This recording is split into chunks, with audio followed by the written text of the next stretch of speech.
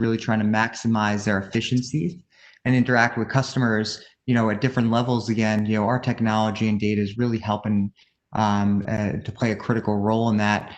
And so what we're doing is we're ensuring that all marketing tactics that are driving to sites are sending humans. And if a bot does land on site, we're really ensuring that, understanding what is that journey that they're taking, and ensuring that we can mitigate all of their interactions once they do land. And that's really helping to clean up data pools, and analytics can be trusted. And it's really the newest battle that we're taking on with the advertising industry, seeing results of helping to drive up ROI by up to 6x. So we're excited to dive right in here.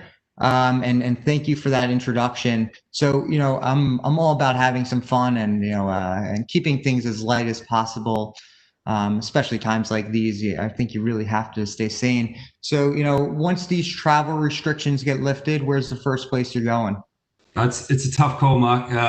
My family would kill me if I didn't say Australia. We go there every year. I'm married to an Australian. I have 4 young kids, all born in the US, and all our families back there. So Australia's got to be near the top of the list. My wife and I have been eager to get to Tahiti since we started flying there a couple of years ago, and we restarted that route just recently.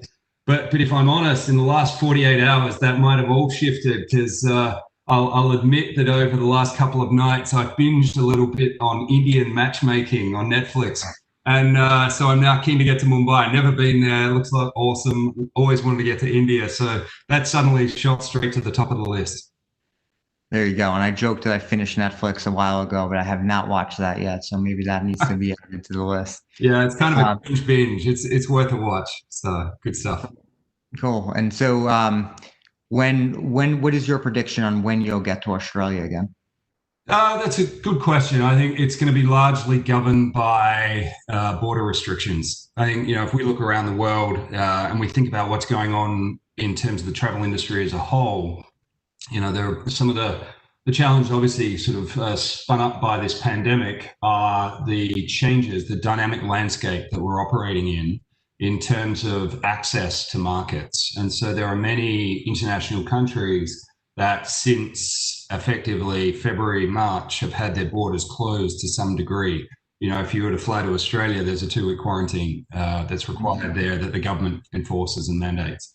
And so, working through those different policies is going to be key. We're excited for when those border restrictions lift. United flies a significant volume of our schedule internationally. Of all the US carriers, we have the largest international network by some distance. And so given that, the impact certainly we feel when it comes to international border closures, and we need to remain fluid as that continues to be a bit of a moving target. But we are certainly excited about what we'll see in terms of the timing around when they open back up.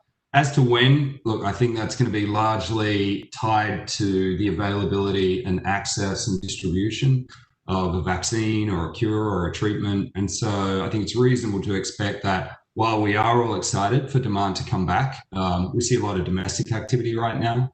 And it's most likely that until we have that vaccine, cure, or treatment in place, that a lot of those international borders will be slower to open back up again.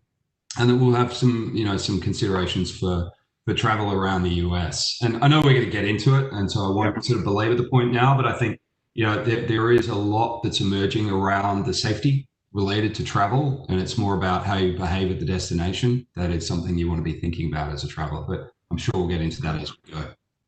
Yeah, for sure. And just on that point with vaccines and when is it going to happen, and there's so many outstanding questions right now. And you look at markets, you look at what people are predicting. It requires a great deal of agility on I'm sure a marketer's part. So everything I've read in the trade is United was really a first mover in taking a lot of these safety first stances and precautions. So tell us about like how you remain agile in the current climate and some of the changes your organization made sort of early on. Yeah, sure. I mean, look, I think it's a very accurate point. The industry has been smashed by this. I think, if you go back to April, May, the impact on the aviation industry globally was effectively to drive it down almost to zero demand for a period of time there. And certainly, we expect to see suppression of demand continue through this year and early into next year until we do see a vaccine hit the market.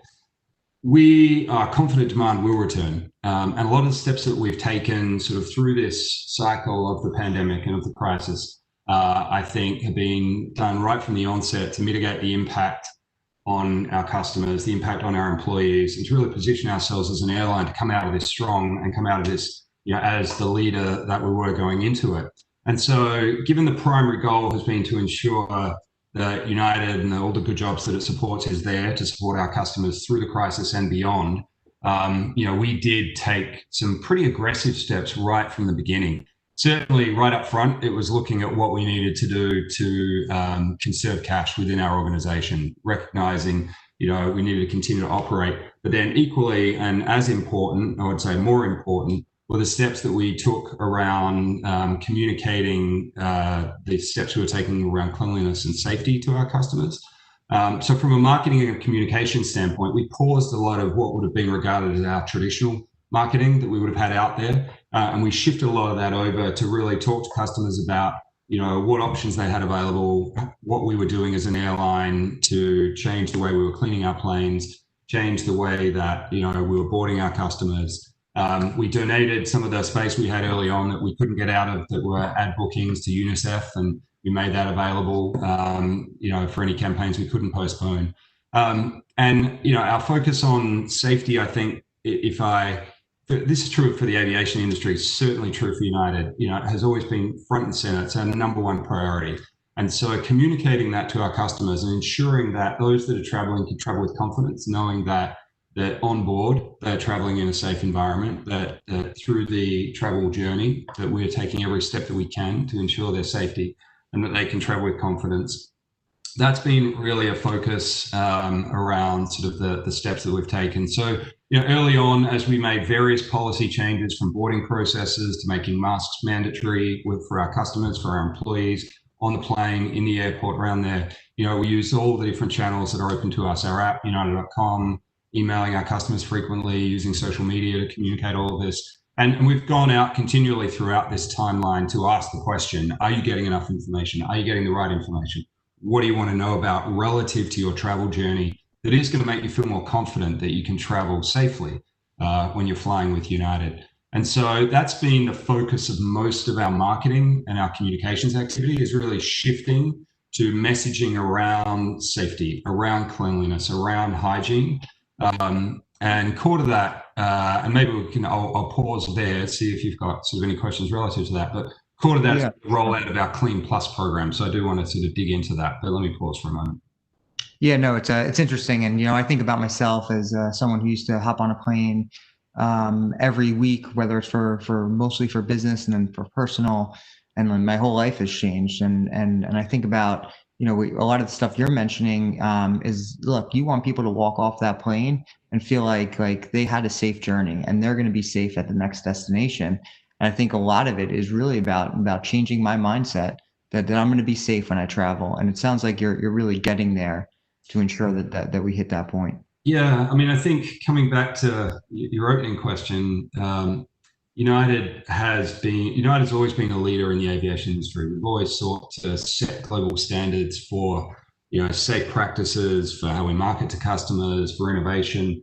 And I believe that through this pandemic, United has really set the global standard for what it means to fly clean, fly safe. And a lot of that is brought to life through the platform that we launched called Clean Plus. And so Clean Plus is a commitment that we have to really putting the health and safety at the forefront of our customers' journey, but also of all of our employees' role and scope as they service customers every day. And the goal there is to deliver sort of an industry-leading standard of cleanliness, to communicate how we're doing that, and importantly, to work with our partners. We teamed up with Clorox, obviously one of the most trusted brands in cleanliness around the world, and the Cleveland Clinic, who are one of the global leaders in health and safety, and work together to say where across the entire travel journey can we make changes to our processes, changes to our policies, changes to the way we interact with our customers, changes to the way we clean our planes, changes to the way we keep our airports clean. What are all the things that we can do to really deliver cleaning and disinfection protocols that will deliver enhanced safety for our travelers and for our employees. So there's a whole lot of different things. I mentioned before, that we've launched as part of that. I mentioned before, we introduced a requirement that all employees and all customers wear face masks when they're on our planes, but also when they're in our terminals in areas that we own or that we operate. And the vast majority of customers are observing this. I flew recently with my 4 kids and my wife down to Nashville from Chicago, and it was a fantastic flight, super clean, and everyone was traveling with civility. Everyone was wearing masks. Everyone was being very respectful of one another. And I think there's that, there's a growing understanding in the US that we all have a social and civic responsibility to one another to do the right thing.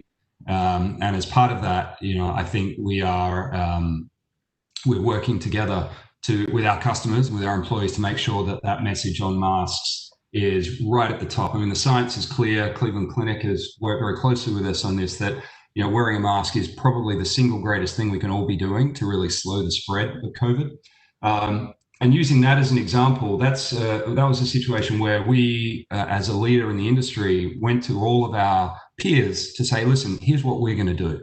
We don't believe that we should be trying to compete on safety. We believe that we should all be working together to raise the bar for safety so that everyone feels they can travel safely. And so we went to all of them and say, here's what we're going to do. We're going to require it on our planes. We're going to require it in the airport. We're going to require it of customers, and we're going to require it of our own employees. And so we've set a whole lot of policies and processes around that. So that's been really critical. Another step is really helping customers understand as they fly the steps that we're requiring of every single customer. So when you go to check in, whether it's at a kiosk, whether it's online, or whether it's on your mobile device, every customer that's flying is required to take a self-health check assessment, a health self-assessment. To confirm they're ready to fly. So, have they had a temperature in recent days? Have they been exposed to anyone with COVID? Have they had COVID? Have they had a test that's revealed sort of their status? Now, for some markets, we need to do that more actively because there are certain international markets that require a test within a certain timeline in order to fly into that market. But even just flying around the US, for every customer on every flight, we require this health self-assessment form to be completed. And it's another way that we're communicating to customers the steps that we're taking to keep them safe. Across the board, a couple more things. We've enhanced all our cleaning procedures. So, we've worked with Clorox, we've worked with, a number of our partners to introduce electrostatic spraying on every single flight, on every turn. We've installed sneeze guards across our terminals. We've offered customers wipes when they board. And one of the most important things, and I think the science is going to continue to evolve and emerge around how effective these are. On our mainline aircraft, our high efficiency filters, HEPA filters, which are the same things they use, the same air filtration systems that are used in operating theaters and hospitals. These clean 99.97% of all particles out of the air every couple of minutes. And so we've started turning those on before all customers board. They're running for the duration of the flight until everyone's off the plane.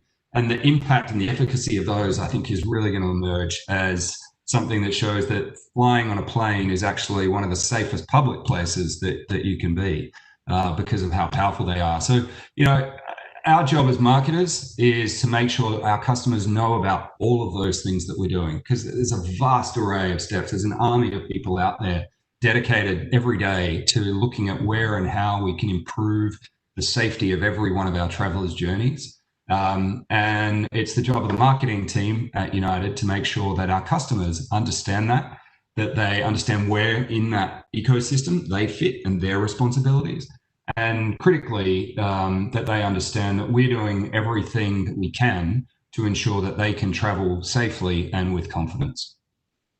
For sure. And there's a lot there. And what I love is that, traditional world, you think about the customer first as a sole person, but now you think first about community and your employees. And those are the most important things, even more than individuals. And that's a fantastic thing. And it sounds like, whatever happens, the future state, we're going to be in a much better place for all the things you're thinking about today. So that sounds amazing. And I think look, I think you have to look for silver linings in these things. And one of the powerful transformative aspects of this pandemic is the way that it is bringing communities and society together. Sadly, there are, without getting into it all, it's also shining a light on some challenging aspects within our society. But I think, the part of the silver lining is I do think this will propel us forward in a lot of positive ways, that we come together and that we all recognize that we are all part of this large travel community and everyone has a role to play. And I think in terms of bringing a lot of civility and a lot of care for one another back to the skies and to travel in general, I think that's always been core to the United brand and core to everything we stand for. I think we're seeing that play out across the industry, which is really exciting. Yeah, for sure. And it sounds like a lot of the messaging that you're doing today for Mileage Plus is really relying on around the safety. Airlines in general have some of the most loyal folks, and if you ask someone what their sports team is, they know what it is. You ask someone what their airline is, they'll tell you what it is very proudly. So, how do you keep that brand loyalty to your Mileage Plus members during this time so that, when they're flying together in the friendly skies, those people are singing the same song for you again? Yeah, look, I think it starts with understanding the needs of our customers, and not just our most loyal members and our premiers and global services members, every single member that we have. And I would go more broadly and say every customer that we have. It starts with really understanding their needs, and they're different by different segment. Someone who is a frequent once a week business traveler has a different set of needs to someone who's flying for leisure once or twice a year.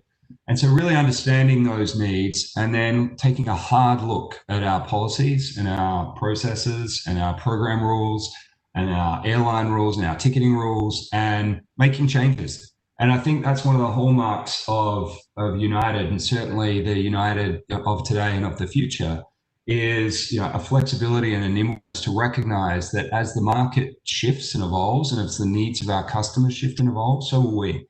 And so we've been flexible through this process. Early on, we needed to make some changes to some of our ticketing policies and some of the aspects around those policies, and we made changes to those, and we've put those changes out right through the end of the year.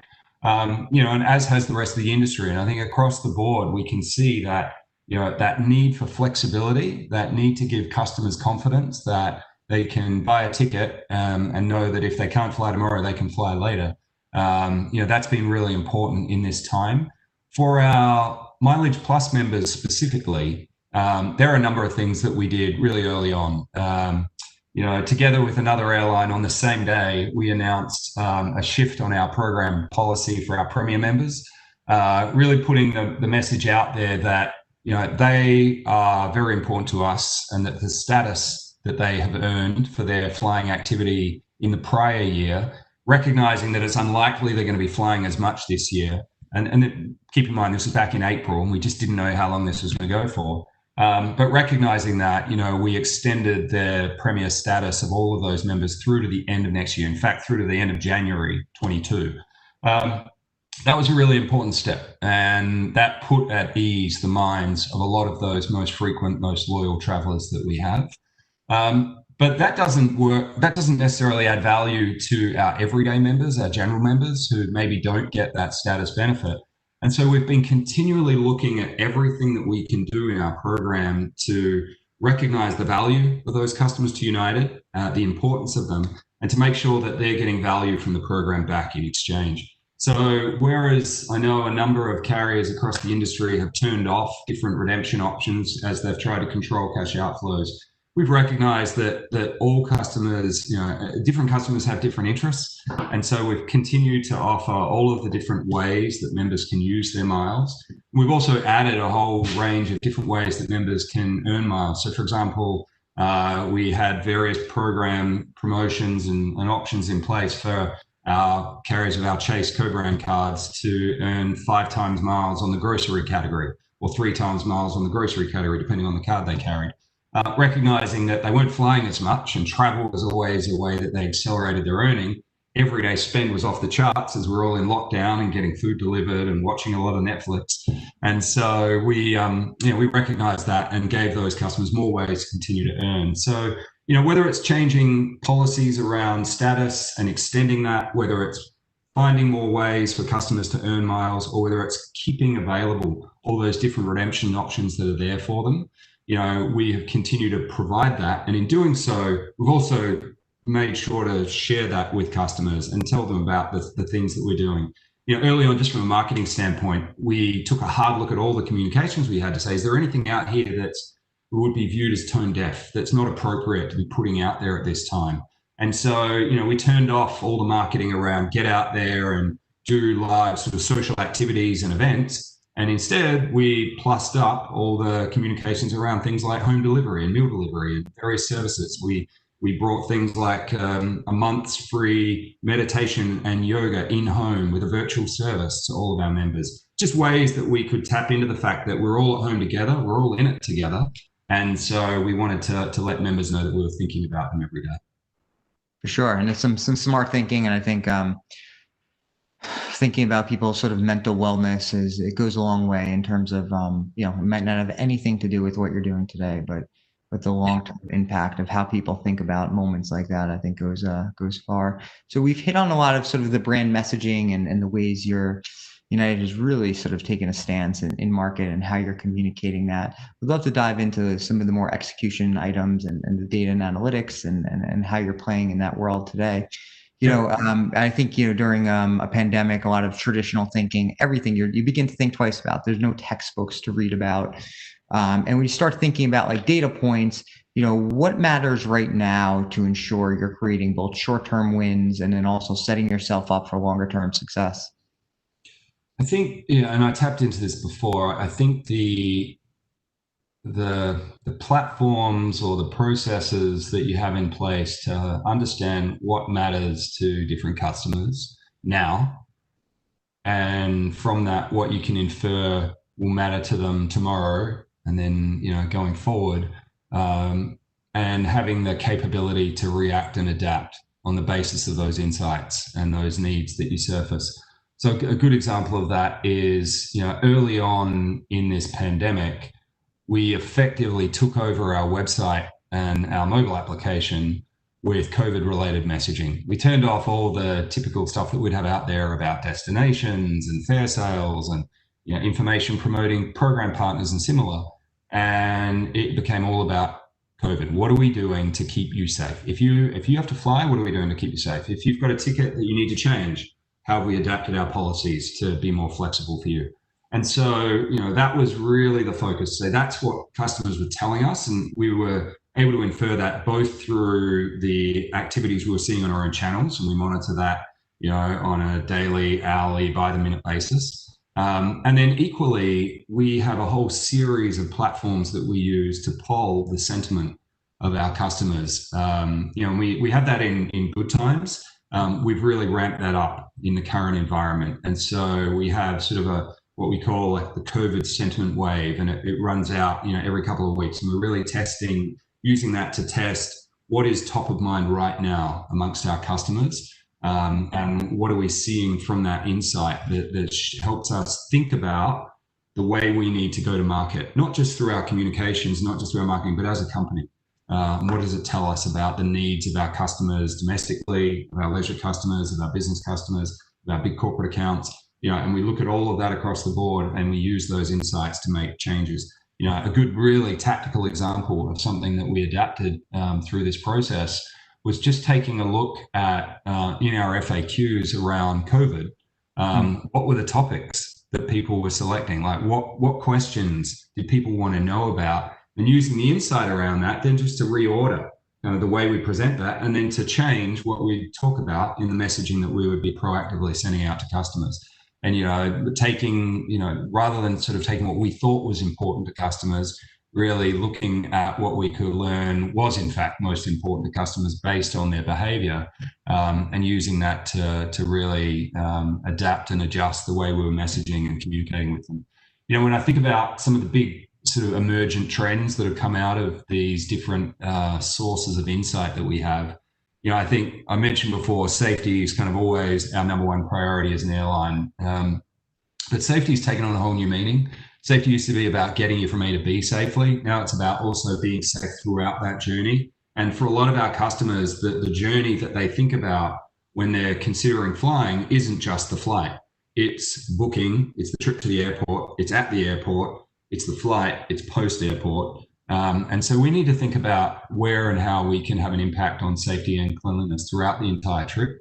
How we work with our partners to help deliver on that. The communication opportunities that we have to proactively share with customers. For example, we let customers know if there's a flight coming up that may be a fuller flight, and we give them the option to rebook that flight if they choose to. A small number of customers actually go ahead and rebook, very small. But at the end of the day, we want to make sure that every customer has that knowledge, has the ability to make those changes themselves, and is going into that whole decision and that travel experience, fully aware of all of the options they have available to them. We've invested significantly in enhancing the touchless experience so that you can now check in and check bags using touchless kiosks, that will spit out your own bag tag, get dropped off without having to have contact with the person or to touch any surfaces other than the bag tag. So there's a whole series of steps that we've taken as a result of the insights that we've learned about how important safety is right across the travel journey. And that's made us think as well about all the things that we can do. I mean, another really good tactical example is, in some of our airports where we control the space, we took the seating out of food court areas because that was encouraging congregation, and we saw it. Someone shared a photo at an executive level. It was like, all right, let's change it. So we removed the seating from those areas, encouraging people to get their meal and then go to a sort of an area that would be where there'd be less density. And so, just simple things that we're doing, but using every data point we have available to us throughout the travel journey to take really distinct and important steps to make customers feel safer at every step and to deliver a safer travel journey as a whole. Cool. And it sounds like, it's to get sort of the ultimate sort of emotional understanding of what people are thinking. It really requires some, cross-departmental, cross-functional team efforts where you're working with a lot of customer support teams and a lot of the different teams across your org to really understand how people are thinking, and as we think about like loyalty programs and even further, and when we think about, travel companies in general, increasing a lot of their incentives and you mentioned just keeping status and things like that you're doing, this can lead to, a lot of things like higher value rewards. And when we think about that from like White Ops world, this can result to sort of increased risk surface. So I'm just curious in general, this past week, there was something, it's an article on CNBC about T-Mobile where a lot of their sweepstakes were being gamed by bots. Yep. Even though they were low rewards, they all add up. And it's like a sort of this McMillions kind of modern day McMillions thing going on there. So in like a modern day corporation, with cross-functional teamwork is really crucial. But I'd love to understand is like, do you collaborate with folks even on like the security teams when you think about reward and loyalty programs to ensure your customers are real humans and everything you're doing, and when you're making optimizations to FAQ moments even, that there's actually real humans that and not just sort of information scraping or bots in general? Yeah, I mean, the short answer, great question. The short answer is yes. When I think about the steps that we take to deliver on our growth goals and our performance goals and deliver an awesome customer experience at every step of the journey, we're a data-driven business, and we increasingly use data-driven insights to inform the problems we're identifying, the way we're thinking about solving them, and ultimately the decisions that we're making, the performance that we're then tracking. And so, trying to run as a modern marketing organization, by sort of definition, we need to be fully wired into all the different moving parts of the business that touch the customer in some way, or that have responsibility for the customer, whether it's at the front line of the operation and the experience, whether it's at the back end of IT and infrastructure. Then critically, to your point, whether it's corporate security or fraud management or social intelligence. And so those last three in particular, we work with on a daily basis. We have a large, and over the last few years, significantly larger corporate security team fully focused on ensuring that, we are dealing with real people, that every account in our program is observing our policies. The way that this used to be managed historically, I've been in the loyalty game 25 odd years, and it used to be pretty manual. Things would get caught because someone in a contact center said, "What about, is that real? What about?" Whereas now everything that we do is highly automated. And we sort of have, the counter to a lot of that bot-driven, fraudulent attempted activity is to counter it with the same force and power in terms of tracking and algorithms that are always testing and analyzing the behaviors of all inbound activity and all program activity to seek out activity that may be fraudulent. And then we have processes in place to then subsequently investigate. It's no secret from a fraud management standpoint, the size of these loyalty businesses. I think we led the industry. I'm proud to say, again, sort of in that notion of United looking at ways to lead. We led the industry earlier this year in utilizing the Mileage Plus program to raise $6.8 billion in finance, which was one of the steps that we took towards shoring up liquidity in the face of this crisis. And as the leader of that business, that was sort of something I spent about 3 months on and not much else on getting that all over the line. But through that process, we shared a lot of information about Mileage Plus that historically we haven't shared as openly with the marketplace, and we had to in order to secure that finance. And one of those data points was that, each year, Mileage Plus is generating over $5 billion in mileage sales. So when you think about the volume of dollars that are going through a loyalty program like Mileage Plus, you become a huge target for the fraudsters. And they are out there, and it's daily and it's constant, and we're acutely aware of it and all over it. And so whether it's corp security, fraud management, or social intelligence, who are really looking at a lot of the social activity we see and really trying to determine if a topic's spinning up, is it being spun up by real people, or is it sort of bot driven? These are all the insights that we're looking to use every day as we look to make sure that the data we use to make decisions is in fact human-driven data, and therefore the decisions we make are going to have an impact on human behavior rather than something that's being driven by a computer. I love it, and it's a comprehensive way of thinking, and it's a modern organization really requires that, and it's fascinating to hear from your perspective how much value is actually in these programs, and how you have to take it so seriously, even from both a security level all the way down to a data and analytics level. So thank you for sharing that insight. So rounding out this discussion, before we head to Q&A, and I want to leave some room here. It seems like there's some really good questions happening. You mentioned a lot of it in terms of like the future for United. What is like one, and you mentioned some silver linings, like give me your number one takeaway for the future of travel that people maybe aren't thinking about, that this is just a real blessing for. And we've heard a lot about the safety, and that could obviously be it as well. Yeah, look, it's hard to go past that. I think we have sought to as I mentioned before, set the global standard for safety in aviation and cleanliness in aviation, and through our partnership with Clorox and Cleveland Clinic, and a lot of the steps we've taken there, fulfilling that mission, that's going to continue to drive a lot of what we do. We're also looking at ways to innovate the travel experience to make it easier and more seamless for customers while also delivering on that safety promise. So that idea that I described before of the touchless check-in, think about that right through the journey. So we just recently, just over the last week actually, went system-wide with standby process automation. So that means that, if you're on the standby list, it used to be that you had to go up to the desk to speak to the gate agent to determine whether or not you could get on the plane. And I love your description of sort of a risk surface. The idea, yeah, exactly, please. The idea of eliminating these risk surfaces, these risk vectors that could occur across the journey. If you can take away the need to go and talk to that agent, then that's important for us as well. And so this new process that we just announced with standby process automation, where literally all of that information will be delivered to you in an automated manner through your mobile device. No need to go to the gate. Sort of another step along that journey of continually innovating throughout the travel journey and finding ways to not just deliver cleanliness and safety, but make it easier for the customer. And I think that notion of easier is going to continue to persist. We know with confidence that the demand for travel hasn't gone away. Like there is so much pent up demand. I mean, I loved answering your first question because that's that sort of aspirational thought about where am I going to go? Like, what am I going to do? And my family getting on a plane and flying down to Nashville. And again, couldn't have felt safer in doing that. But, when I think about sort of what that future of travel looks like, I do think we'll see more collaboration across different players in the ecosystem.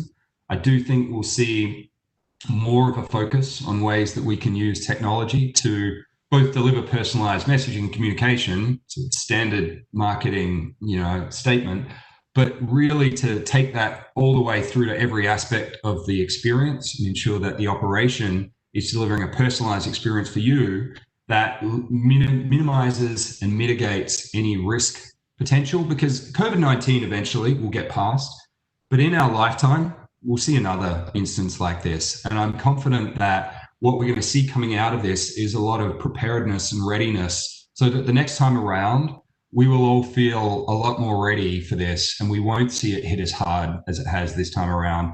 And perhaps we'll see numbers a little bit more like other parts of the world where, the hit hasn't been quite as severe. And that's been helpful for the economy, helpful for this industry, and helpful for consumers at large. So, I'm excited for travel in the future. I'm excited for all the innovation that's going to come through this cycle. I hate that it takes something like this to drive a lot of it. It's brutal, and it's obviously costing lives and jobs, and it's really tough. But at the same time, we all have a responsibility as marketers and as leaders to find ways that we can, again, look for the silver lining, look for the opportunity, and make it better for our brands, for our businesses, and ultimately for our customers. Yeah, for sure. And I think that's it's great. And the reason why I asked the question is I have a newborn at home, so all I think about is where's my next trip going to be? Because I really could use a flight somewhere. So I have 4 kids. I'm right there with you. So yeah, maybe I'll meet you somewhere. How about that? sounds good. So we have some really good questions. I'd love to be able to ask you a couple. Sort of diving into more of a tactical one here. In terms of like marketing strategy for 2021, so much up in the air. And I would even take this question a little bit further. Like, how far out do you think right now? Like, how Yeah, far out are you planning?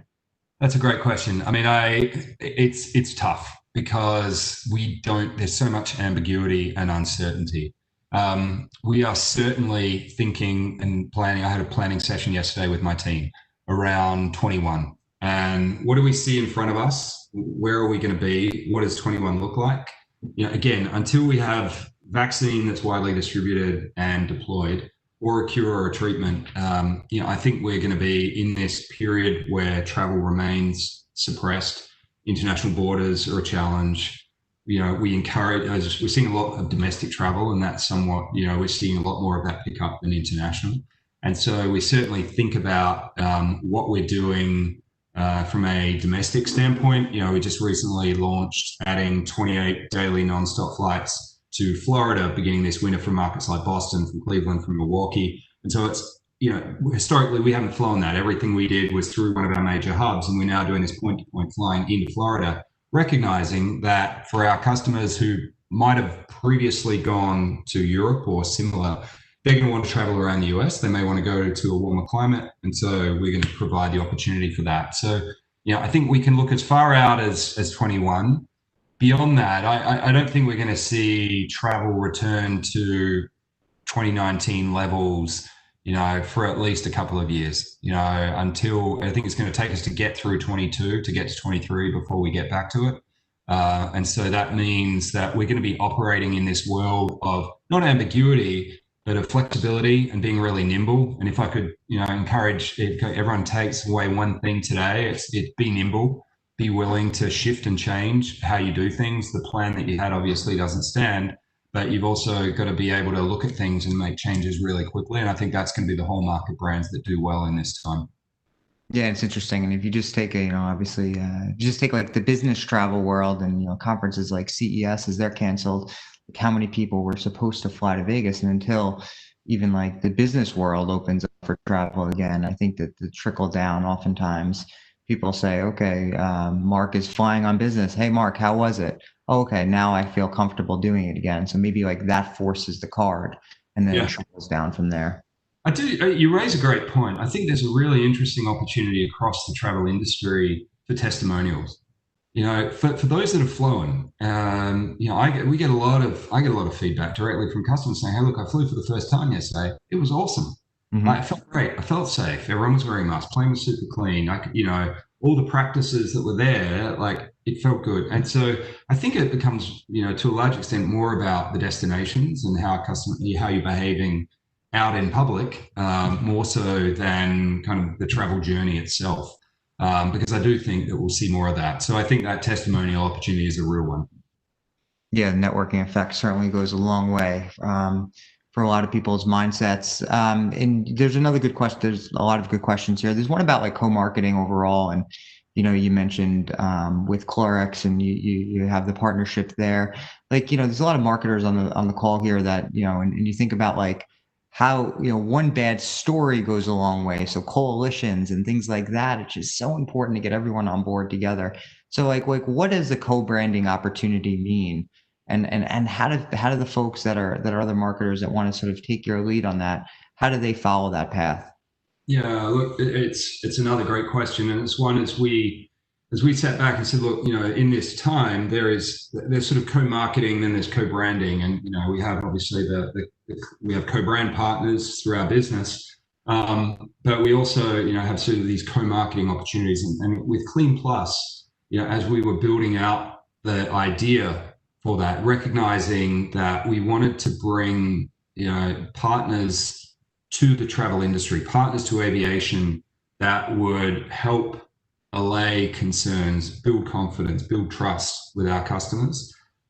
Really thinking hard about the types of brands that were important for us to work with was critical. And so if you think about the United brand and the leadership role that we play, and always out there looking to do the right thing and lead from the front, we wanted to work with brands that had those same values. And so approaching Cleveland Clinic and approaching Clorox, it was a pretty short conversation for us both, because it was just this sort of immediate synergy that we saw in coming together.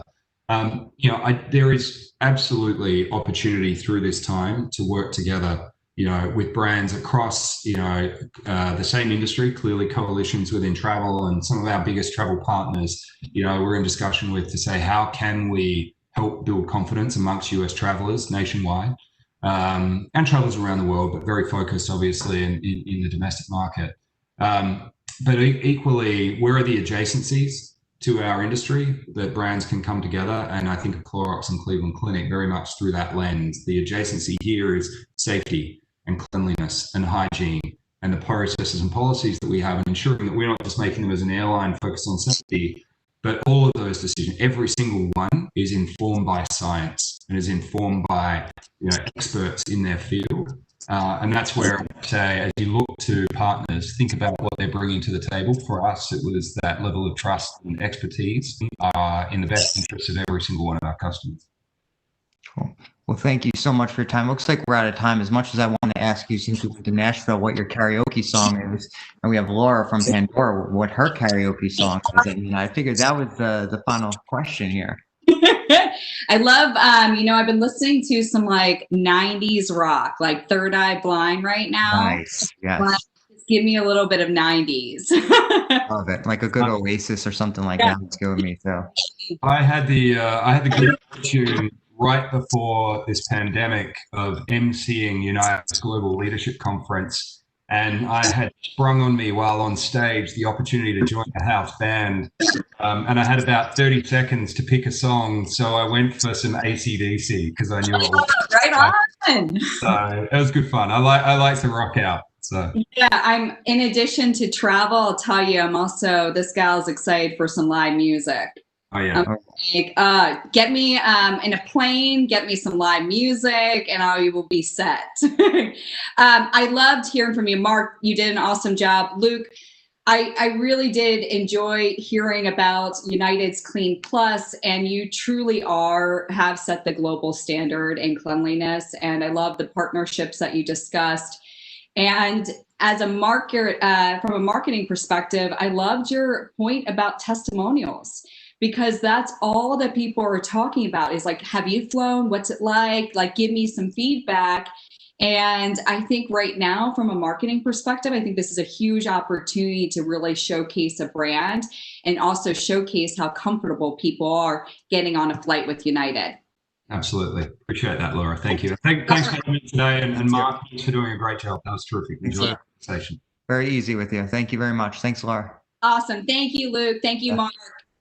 Okay, so obviously that was an awesome way to kick off today. But leading right into our next session, we are joined by Lisa Copeland. Lisa is the Director of Global Brand Marketing for Hilton. In her role, Lisa developed and executed fully integrated channel strategy to drive new customer acquisition for Hilton and American Express, which is obviously their co-branded credit card. She also strengthened relationships with existing card members through audience-led integrated campaigns. And we are also joined by today's moderator, Brian Lombard, the VP of Sales for Vox Media. So Brian is leading up the enterprise sales organization with a strategic focus on developing key client partnerships across CPG, entertainment, financial services, and technology categories. We are so excited to hear from Lisa and Brian today. So I will let the two of you kick it off, and then once we're done, I'll come back in and maybe ask them a couple more questions. Cool? Sounds great. Okay. Good luck. Perfect. Thank you, Laura. I will apologize in advance. I have some construction happening next door to me, so if it gets nasty behind me, I'll try to mute and come in and out as any of that picks up. Really excited to see you again, Lisa. Thank you so much for joining us.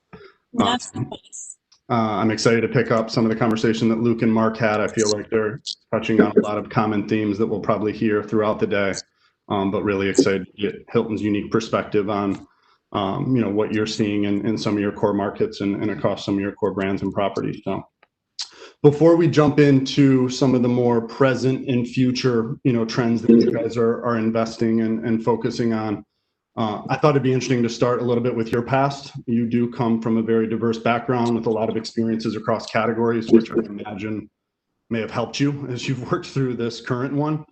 So I thought it'd be interesting to hear a little bit about that and some of what you've used to get through, the current predicament. Great. Awesome. Well, I'm super excited to be here. Thank you for having me, Brian. I'm excited for our conversation. As you know, I actually started my career in CPG working with Purdue Foods, where we focused a lot on actually driving menu innovation with national accounts, as well as thinking about how do you drive new product development, all really grounded in an audience segmentation and audience insights. So thinking about what are the next flavor trends that are going to be coming forward, trying to predict Chipotle as a famous flavor before it even hits the market. So really have a passion for food, but then transition into maybe my passion for shopping, where I worked with Pandora Jewelry on really driving our brand consideration across the US, Canada, Brazil, and some of our emerging markets. Loved my role at Pandora as we were really consumer centric and thinking about how do you take a company that everybody knows for charm bracelets and really evolve them into a jewelry destination. So thinking about our audience in terms of how do you attract new consumers to a brand by giving them some new product ideas, but also maintaining your existing base and giving them a reason to come back for more. And then now here I'm living maybe my third passion out loud. I am a big travel enthusiast. I've been with Hilton for about a year and a half now, and started in a global brand marketing role, working through a longer term brand strategy for our emerging brands, Curio Collection as well as Tapestry Collection, but more recently have to transition to our Honors Loyalty team, where I'm leading our American Express relationship and actually having so much fun with that partnership. Great. I thought Luke had a lot of really interesting perspective on, the importance of that loyalty audience for United and some of the different ways that he's activating and leveraging internal tools. So I expect we'll spend a decent amount of time here in a bit covering off on that. Before we go a bit again into present and future, I was really impressed with a lot of the work Hilton did right out of the gates. This category specifically was impacted in a way that caused you guys to be really urgent with some of your change, really urgent in the ways you reached out to your communities and supported your consumers and the local community writ large. Can you share some of the sort of early responses that you made, some of the ways you organized internally to make those changes happen probably more swiftly than you had ever seen before? Yeah, absolutely. And that's one of the reasons I, love Hilton and love all of the work that we are doing is that Hilton is truly grounded in, our audience insights and really connecting with the audience. So the minute that, we started to see some of the pandemic come through, we started with understanding the consumer, knowing that they have a lot of anxiety about travel, knowing that cleanliness is going to be a top priority for them, knowing that kind of protecting your family is also top of mind. And then when it comes to engaging with brands and thinking about future travel plans, you're going to need brands that you can rely on that are going to give you the flexibility. And so our teams, across Hilton, I can't take credit for all of these activities, but was really impressed how the organization rallied around these insights and, made immediate changes as it relates to our policies around, free cancellations, extending status for a lot of our members, having more flexibility in our free night rewards, and then leveraging the great relationships that we have, with American Express, where in partnering with them, we were actually able to donate 1 million hotel rooms to support frontline professionals. We also very immediately, I think we were one of the first to market to partner with RB and Lysol to actually launch the Clean Stay initiative and really setting a precedence for the industry to give guests additional insurance and peace of mind as they think about hotel stay. But above kind of all of these maybe processes and announcements that we made one of the things I also love that the organization did was they really went to how do we connect with our audience. And so we actually introduced a newsletter called Feel Good Fridays. And it's just a way for us to put meaningful, relevant content in front of some of our most valued audiences and giving them a little bit of those insider tips on, we are a business of people serving people. We believe in hospitality, and so how can we extend that in this kind of national pandemic? So we actually did things like releasing the recipe to our DoubleTree cookie. We use this communication to feature some of our signature cocktails from hotels around the world. And then also spotlighted some of the great work that our individual hotels were doing to really support frontline workers and being there for community, knowing it's even more important in today's environment. Great. Yeah, some of that work with some of the early support of the frontline workers was incredibly impressive and so necessary. And I know provided them with a lot of ease of concern around can they return back to their family, should they return back to their family. So that was such a great thing to see.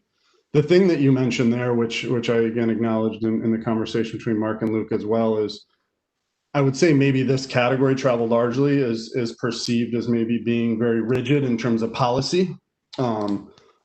It has been really exciting, and it will be interesting. I'd love your perspective maybe as a layer on if you expect a lot of this flexibility to persist, a lot of change fees and a lot of cancellation fees and a lot of like rigid endings to status programs that you're like, I'm so close to. Do you envision that persisting? Do you sort of see the organization recognizing the benefits to allow for it to persist?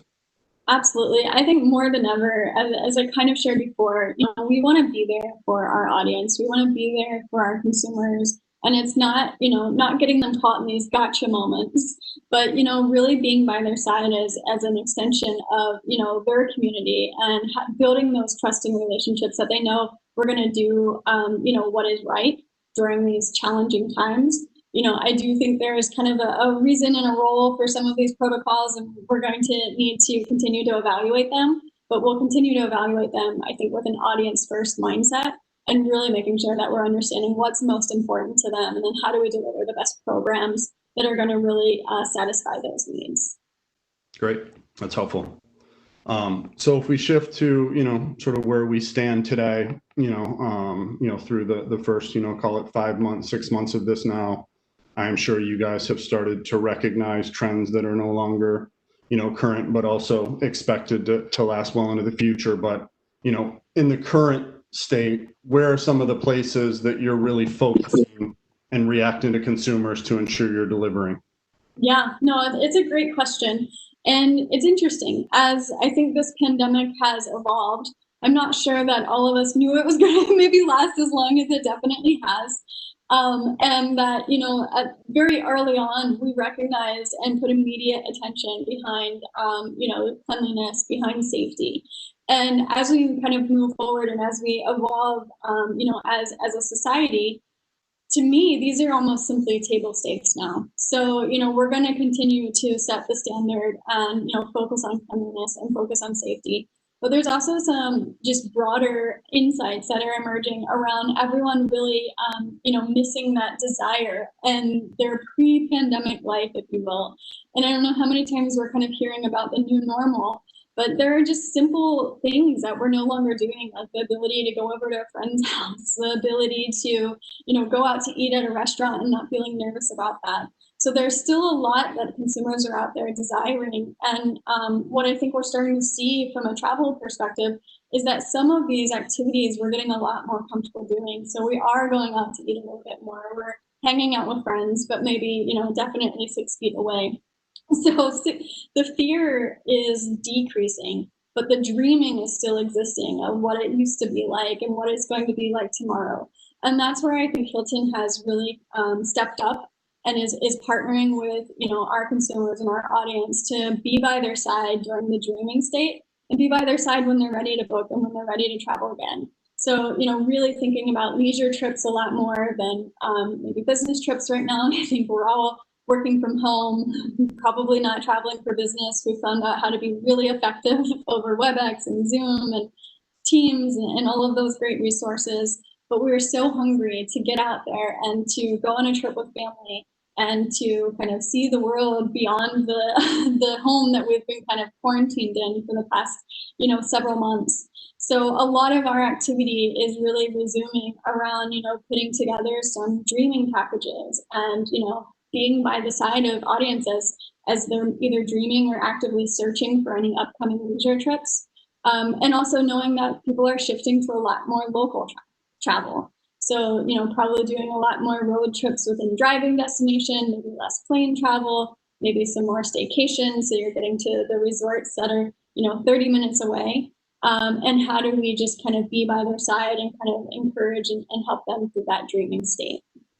Yeah, that's an interesting one I wanted to layer in there. So now that you've mentioned it, you know, are you seeing as it relates to the local travel piece and really the reasons why people are traveling, you know, Fox Media, we represent, you know, own a portfolio of 13 editorial networks, one of which is Eater, which we've spoken about.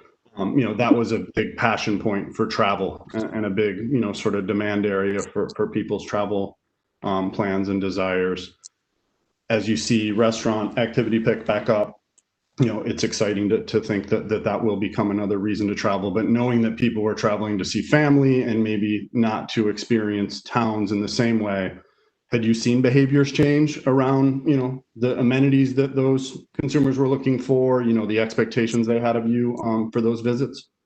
Yeah, absolutely. And I think this kind of goes back to some of the table stakes. So, you know, when someone's booking a hotel and they're used to free breakfast, you know, they're still going to have that expectation, even if it is just a staycation. So how are we evolving, you know, some of our F&B offerings and how are we evolving those experiences to really, you know, make sure we're still meeting expectations, but doing things in a cleanly, kind of safe way. So there's a lot of activity, you know, I'd say across the Hilton enterprise on how we're thinking about F&B, how we're thinking about meetings and events, and really making sure that we're putting together kind of best practices for how we can really execute those in ways that are going to be evolved to the changing demands of consumers. So focusing on the cleanliness, focusing on the safety, but also I think there's a newfound focus on just a sense of community. And so how are we leveraging even maybe some of our own channels to showcase, you know, how is Hilton out there connecting with their local communities? And I think I actually saw an article pop up just this week where there was a local Ronald McDonald House in Philadelphia who used some of their points to actually redeem them for giveaways to, you know, their audiences. So there's actually so many kind of hidden gems and some great stories of things that our hotels are doing to really getting more involved in the community And I think that is a trend we're seeing, in that everyone's really, wanting to support local. They're wanting to support their local restaurants, their local hospitals, and that's something I think we'll continue to see forward, is just this newfound focus on, local support, and how can we leverage our hotels to really bring some of that forward. That's great. You mentioned, well, the pandemic wasn't supposed to last as long as it did and sort of extended. I think we're also seeing a couple of other, trends extend. Laura mentioned one at the top here around summer travel, and that summer season most likely extending. MMGY came out with some interesting research this week around, how many people, based on remote work and remote learning, being now given the opportunity to think about midweek travel and extending travel into September and October. Are you starting to see some of that demand? Are you starting to see, certain parts of the country, recognize and take on that demand? Absolutely. We are seeing some really great signals in some key markets of where those staycations or those kind of local destinations are really coming alive. And I don't know about you, Brian, but I am definitely itching for my own personal road trip. So talk about that dreaming state. I think I've actually booked some of my own personal trips over September and October, just because, we're all itching to, get back out there. And, I think we're all starting to feel a little bit more safe. So, excited to see that we are seeing, some really great recovery signals. And, a lot, I think we have over, 4,000 hotels that are opened, and, we're seeing rebounds from an occupancy standpoint. So we are starting to see that consumers are out there, they're looking for those local destinations. And a lot of our activities, are really focused on driving domestic travel and putting the right destination in front of that right audience. So, if you live in New York, I'm not pitching you, a travel destination in California, but actually serving you up, maybe something in Connecticut or Rhode Island or DC that's a little bit easier for you to get to. Yeah, that's a great point. I was going to say, and some would admit to the group here that I haven't built up my risk tolerance to get back on a plane quite yet, but Luke and Mark are helpful today and maybe getting me there. But I will drive just about anywhere where my car can take me. So exactly. With a couple of children, that is probably about a 10-hour max before the back seat gets a little bit too uncontrollable. But a lot of, sort of road trip and local, destination activity seems to be a trend that might stick with us for quite some time as well. I think the thing that's excited me too, and I'd love to double click on, some of the triggers for travel that you're seeing. We mentioned the dining, maybe not being one of the bigger ones right now, but for me, it's really expanded my horizon to how much is really near to me that I haven't experienced. I feel like we often with travel think about something that's so far away, or think about something that is so aspirational and that dream, sort of state that you described. But when you think of sort of some of those local triggers, dining sort of not being maybe the same one, sports not being the same one that it historically has been, are there others that, you guys have started to pick up on when people come to your properties and say, I'm so excited to do X, what sort of new triggers have you recognized? Yeah, I think there's kind of a couple of things in that. Some is just like nostalgia of, maybe the places that you went growing up and you want to revisit and bring your kids there to experience for maybe the first time.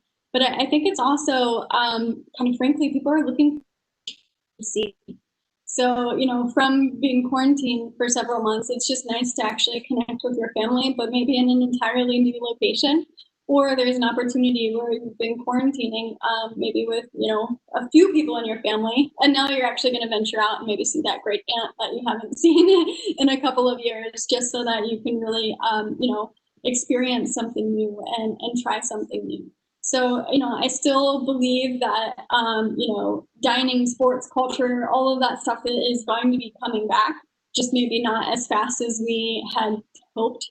And this is an opportunity where, say, thinking about the sense of community, thinking about family differently, thinking about friends, and really how do you connect with them, and using travel as an opportunity to do that. Yeah. Some of the must-haves for me on the other side of these road trips have been a backyard. So is there a nice backyard of someone that I'm visiting? Is there a nice outdoor space in some of the places that I've stayed? Pool, mandatory again with those two kids. Is there going to be somewhere to park them for a couple of hours and not have to be, too on, and give them a space to just play and have fun with each other?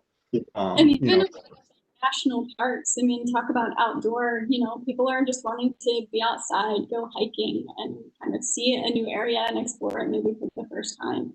So, not maybe flocking to cities per se, but going to, some of these destinations that allow them a little bit more of the outdoor experience. Yeah. Last one here, I want to spend a bit more time or a bit, of time here on the partnerships piece, because knowing that's a big part of your remit, and the ways that you guys are thinking about it are really interesting. Are there new segments also from a consumer's perspective that you're seeing demand from, again, just based on everything around us changing? Yeah, another great question. And I think that kind of goes into partnerships in that, as you think about your current brand objectives and your goals as a brand, as you align with different partners, what are you looking to kind of achieve? What are you looking at doing together? I think partnerships are a great way to actually connect with a new audience or a new database. But also, to me, it just comes down to knowing your Hilton audience. So what are the types of partnerships? What are the things that, they're doing right now? What are they interested in? And, whether it's a partnership or it's content or, it's just relationship that you're building with them, thinking about those in whole new terms based on what's most meaningful. So as, they're maybe more interested in wellness, maybe they're interested in baking or interested in, recreating some of our favorite recipes from some of our favorite restaurants that we're doing at home now. There's a whole new focus on just how do you connect with these audiences and think about content and think about partnerships in new ways that aren't just about what you're doing on property, but how are you connecting with the consumer maybe before their trip. Again, not to overemphasize, but in this dreaming mindset, what inspires you to when you're actually on property to maybe when you're leaving the property, and how do we really think about that consumer experience across multiple verticals, multiple partners, and content in a different way. Yeah. How new is some of that thinking? I envision that, sort of before some of these, new challenges presented themselves, it was probably a lot about the current visit and sort of making sure that you're fully servicing them and delivering on their expectations for that visit, maybe shortly thereafter, trying to inspire them to book another one. But was a lot of your strategy and partnership strategy specifically built on connecting those visits and really being of value in between those visits? Yeah, another great question. And I do think that, from an honor standpoint, our role is about connecting with those consumers. And the stay is a really important part of that. But so much of that stay is really wrapped up in the brand experience, the expectation that consumers, want to be served, and, how we're servicing them on property. Honors to me is actually an opportunity on how are we connecting them off property. And so this I think, has always been, baked into our strategy, baked into how we engage and connect with consumers. But, we're in a whole new place with the pandemic. And so now I think we're looking at content, we're looking at those partnerships, we're looking at how consumers' needs are evolving and making sure that we're kind of by their side throughout that journey. And I think that's where in all of this, we really believe that there's an opportunity to, lean into our own channels, lean into a lot of the great content that exists on our properties, and, share that with consumers. Like I mentioned, the Feel Good Friday, where we're actually putting some of the best cocktail recipes from, all of our Hilton hotels available for someone to make at home. And so there's an opportunity for us to just extend that hospitable mindset and share a lot of these tips and tricks for consumers to engage with us beyond the stay. And then when they are ready to travel, know that Hilton's going to be by their side no matter what. That's great. I definitely got to seek out Feel Good Fridays. Motivated to do that coming out of this. So if I can't find it, I'll be sure to hit you up. Yes, I can add you to the list. You hit on another piece, sort of going back to the, actual visit and stay. The interaction component, the servicing component is such a critical piece to that overall experience. As you think of a world where, touchless and a lot more digital technology will come into the properties, how do you ensure that experience still feels like it's very curated and very unique and very high touch when you remove some of that human interaction. Are you guys thinking, that far down the road? Absolutely. I think Hilton is actually probably leading the industry in terms of some of our technical capabilities, starting with even just the Hilton app. So the Hilton app is, one of the most downloaded apps, across the board, and is really your personal connection to all things Hilton, where you can see your upcoming stays when you're actually on property. You can message with the hotel directly. We have digital key that allows you an opportunity to you can bypass the front desk. You don't even need to check in. You can check in on your phone, unlock the door via your phone. And so this kind of contactless experience is actually something that, we were ahead of pandemic or no pandemic in just bringing some of this new technology forward.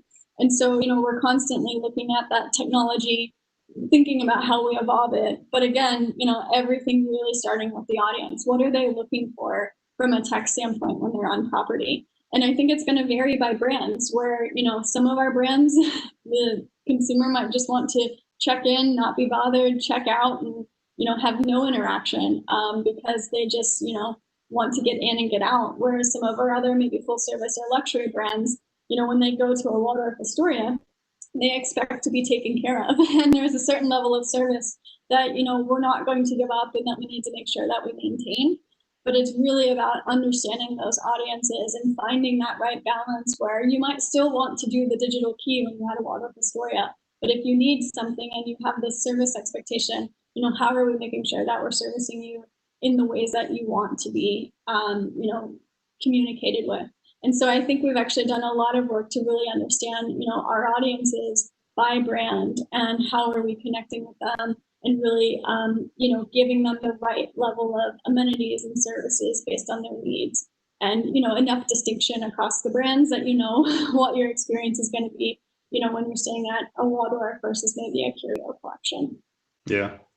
We talk a lot about, some of these trends not necessarily being new, but this period of time allowing them to become extremely accelerated. And while we used to think about some of these on timelines of 3 to 6 months or 3 to 6 years, it quickly turned into 3 to 6 days.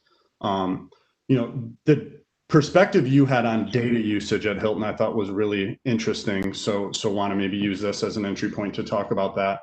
As you acquire so much more data through technology usage, as you acquire so much different understanding from that data, how are you thinking about the application of that, knowing that, again, sort of that human touch, that human interaction isn't something you want to completely abandon and just go all in on only the data or only the technology play that you're starting to invest heavier in? Totally. So I have to maybe start with just that I'm a little bit of a data geek. I love maybe the art and science of marketing, but I don't think we can let the science distract us from the art. And that's where I think data is an incredible resource for marketers to think about how do we get the right message in front of the right audience in the most targeted kind of specific way that, Brian, I know that you love your free water bottle, and I'm going to, really amp that up in all of our communications where as maybe, someone else, they're really, hooked on the Wi-Fi as a key message, and how do we make sure we're kind of leading with that? With that said, I don't think we can let data be an excuse for the relationship that we need to build with our consumers. And that, as data evolves, as the regulations and as, we look at, what brands are actually able to have access to from a consumer standpoint, there's nothing that's actually going to be able to replace the emotional connection that you're building with customers. And so beyond just leveraging data to, inform marketing strategies, we have to make sure that we're putting together tactics and strategies and partnerships that are really building emotional connections with our guests, because that's what's going to keep them coming back. And that's one of the things I think that's the beauty of hospitality is that it is this industry of people serving people. And when you have an incredible hotel experience, you're going to go tell all of your friends about it. And everybody's going to want to go, check out this hotel because of just this incredible service and immersive experience that you've had. Whereas if I look at some of the other industries I've worked in, especially in kind of retail or even CPG, you're a little bit further removed from the emotion and the connection and those personal relationships that you're able to build with a consumer. And so I think hospitality is actually really well positioned to think about how we leverage data, but still build these emotional connections with our consumers, so that data might inform us that this is the 5th time you've been to my Baker's Cave Resort in Key Largo. But at the same time, you're going to see that with a friendly face, and we're going to make sure you're having an exceptional experience, and perhaps, you know, send something really nice to your hotel or to your room, because this is the 5th time you're staying with us. So I think it's going to be really interesting as brands think about data and as they think about relationship, making sure we're striking that right balance between the art, the science, and kind of the relationship versus just the facts. That's great. Thank you for that. I think, that is a really interesting perspective, and one that feels like is the right one, especially for the industry. Testimonial word of mouth has been such a staple and such an important means to acquire new customers. The means through which they share those experiences and they share that, testimonial is probably what has changed, and just become a lot quicker and a lot easier for y'all to react to. When you think of the partnership ecosystem, what are some of the places that you're surprised that you've started to pursue in the last, 3 to 6 months? And then when you think of the media ecosystem, are you thinking of, you mentioned content as being a big driver, both on the website, within the digital app. Are you thinking of media partnerships and even advertising partnerships differently as it relates to content? Yeah, so another great question. And I mean, this is maybe a little bit of a cheat answer, but if I had to think about what partners we might be working with, 6 months ago or starting at the beginning of the year, very candidly, I am not sure if RB or Lysol would have maybe been kind of top of our list. And they're probably one of the most critical partners that we have at Hilton, and so excited to be able to have that relationship. And so, I think what's important as you think about your partner ecosystem is that you're not just bringing in partners to react to something, but you're bringing in partners where you actually see long-term value and long-term evolution, where your brand objectives are aligned, your values are aligned, your audiences are aligned. And, there's a lot that I think Hilton is doing today and thinking about, the great partners that we do have, like RB, as well as, partners like Live Nation. Live Nation has been, also, I think, challenged through this pandemic, but thinking about, we've done some drive-through experiences, some virtual experiences with them. And so there's really an opportunity for these partners to kind of come together and support each other, but also making sure we're all staying true to our core brand values and our goals, and that we're not just kind of reacting, but being really thoughtful in the partnerships that we're bringing forward, and making sure that, these are partners that we feel like are really going to resonate with our audience. Because as you're probably picking up, everything for me really starts and ends with, the consumer, and making sure that we understand their needs, their wants, and maybe even being a step ahead of what we think they might want next. So these partnerships are really important, and we'll continue to kind of think about that ecosystem as we're in ways that, consumers are also evolving. I guess on your second question, as it relates to media, of course, media is a really important piece of the marketing puzzle. Thinking about things in terms of how do you attract that new audience? How do you retain your existing? And so, we are kind of finding that right balance around, how are we leveraging media to go out there and find, someone who might be looking for local destinations, but also how are we thinking about some of our own channels to drive it, making sure they're a little bit more effective, whether it's emails or, it's our digital experience, and trying as much as we can to really so that we're connecting with these consumers to be top of mind when they are ready to travel. That's great. A couple of questions are rolling in. I know all of a sudden we're running out of time, which happened pretty quick. If I sort of maybe segue into a couple of them, there is a good amount of chatter here around, visibility into planning, how you're thinking about re-entering the market, as there is a bit of calm and as there is even a bit of optimism, which we've heard from you, heard from Luke, kind of coming back into the market.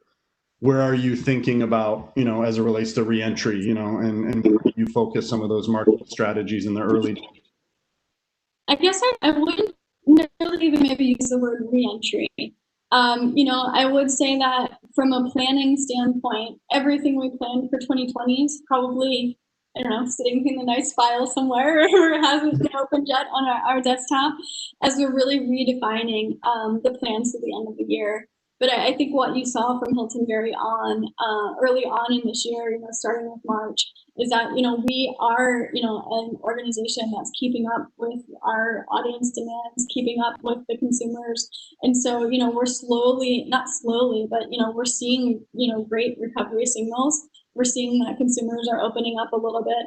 They're dreaming, they're looking to reconnect, they're looking at leisure destinations close to home. And so, some of the things that we're doing is reacting to that in ways that, probably align with some of our initial strategies starting the year on just making sure that we're taking care of our audiences and introducing things like dream away rates and leveraging our own channels from a content and engagement standpoint.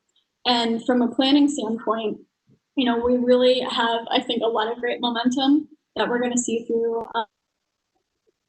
We're going to talk about 21 and where we see kind of those next steps. But I would say there's going to be a lot of just continuing to put the consumer first, continuing to kind of strike that balance between inspiring them through, engaging content, but also making sure that we're there to kind of convert them on the demand side when they're ready to travel. So I actually think there's again, like I said, just so much great momentum in the business right now. It's more about maintaining that momentum through the end of the year and then, continuing to see great recovery signals into 2021 and make sure that, we're keeping the audience at the heart of every decision we're making. Yeah. One of the questions which bears in here nice is, knowing that maybe a bit more energy, as a percentage of the mix is being spent on demand creation versus fulfillment. What are some of the platforms, some of the tools, some of the resources that are working to inspire and sort of, create demand differently with travelers that maybe aren't all the way there yet, but just need maybe a slight push and a slight reminder of how much they need this? Yeah. I guess that's kind of an interesting question, and that I don't know that we're out there just trying to make somebody travel that may not be comfortable traveling versus, ensuring that we have kind of the range of touch points as we think about, driving awareness through consideration, through conversion. So thinking a bit more about just that consumer journey overall. And how do we, build, whether it's social content or it's, website content, that if somebody's just exploring, that's okay. And we're going to give you some really interesting things that are maybe going to help kind of fuel that inspiring moment for you, so that we can, maybe narrow down that if you were to go somewhere, it might not be, you might go from a 10-hour trip to the 5-hour trip. And so there's a lot of content, I think, that we're building around just being by their side during the dreaming state and making sure that there's maybe not so much pressure of just, you must book now, you must do this, but really striking that right balance from a messaging standpoint in terms of the mindset that an audience might be in and leveraging the right channel for that. With all of that said, we do want to convert. We want to be able to see that demand come through. And that's where, I think there's a lot of just standard lower funnel tactics that are must-haves. So, whether it's search or it's, social retargeting or it's just more lower funnel demand-driven activities, we want to make sure we have strong strategies in place so that when there is demand there, we're able to convert that effectively. But at the end of the day, I think we're really, trying to just make sure we're thinking about our consumer journey and making, making sure the information is available, that when they're in that research state, when they're in that dreaming state, they know what to expect. Nobody wants to go on a trip right now and kind of experience the unexpected or to feel uncomfortable.